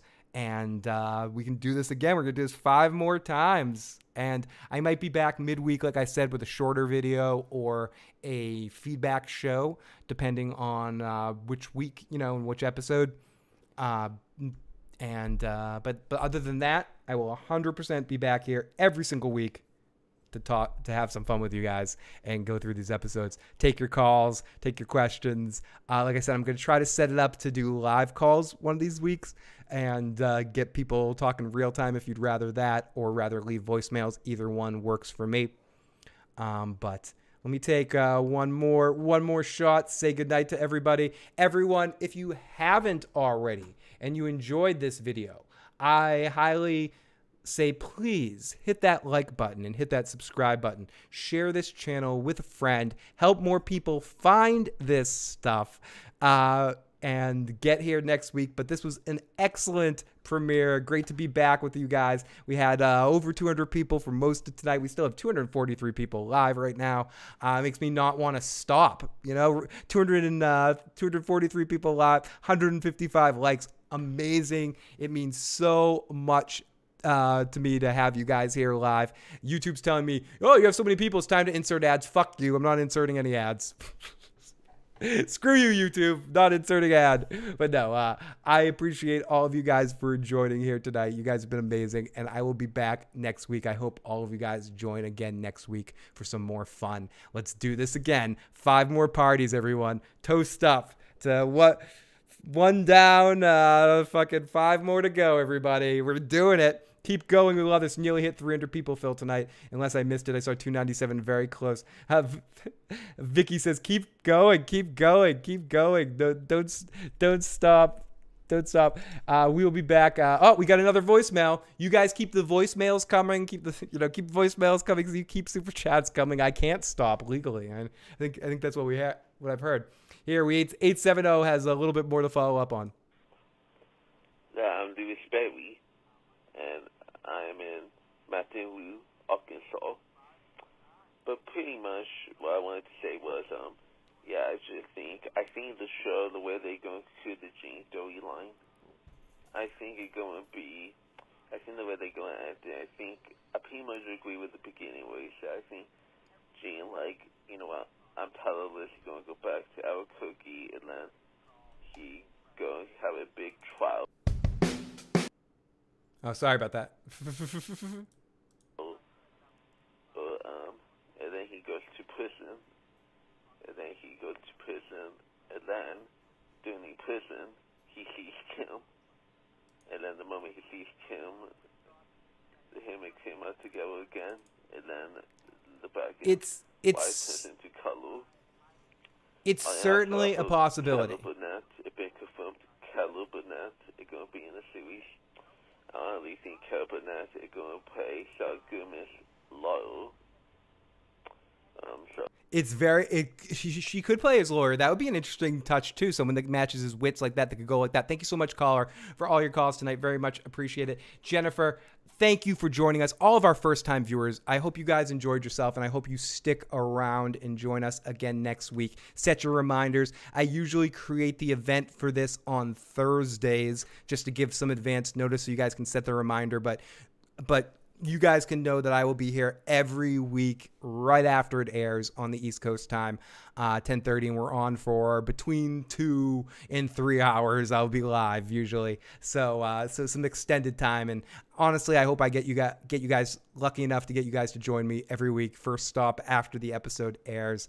This is so much fun. It makes the viewing experience for myself so much better to get to share this with all of you awesome folks. And you guys are incredible. First time, but not the last time. Thank you, Vicky. And thank you to everyone that joined tonight. As I said, if you enjoyed this video and you haven't already, hit that like button, hit that subscribe button, share the channel with a friend, dance around with Weird Al if you want. I'll be back next week for more fun, but hopefully I'll be back midweek as well for a shorter video or another stream. We'll see. We'll see how the week is panning out. Love this. I'm not Jennifer. I hijacked my mother's account. You should know this. That's okay, Jennifer. Not Jennifer. We won't tell your mother that you're hanging out with some strange hippie dude having drinks of vodka and having hippie activity breaks. Please get Gus's own show. We'll do what we can here, Drew. We're going to do Jack Pack. Dino says, don't go. Don't go. It's tough. I don't want to go. I can keep talking all night. Hit that like button. Smash it. It's free.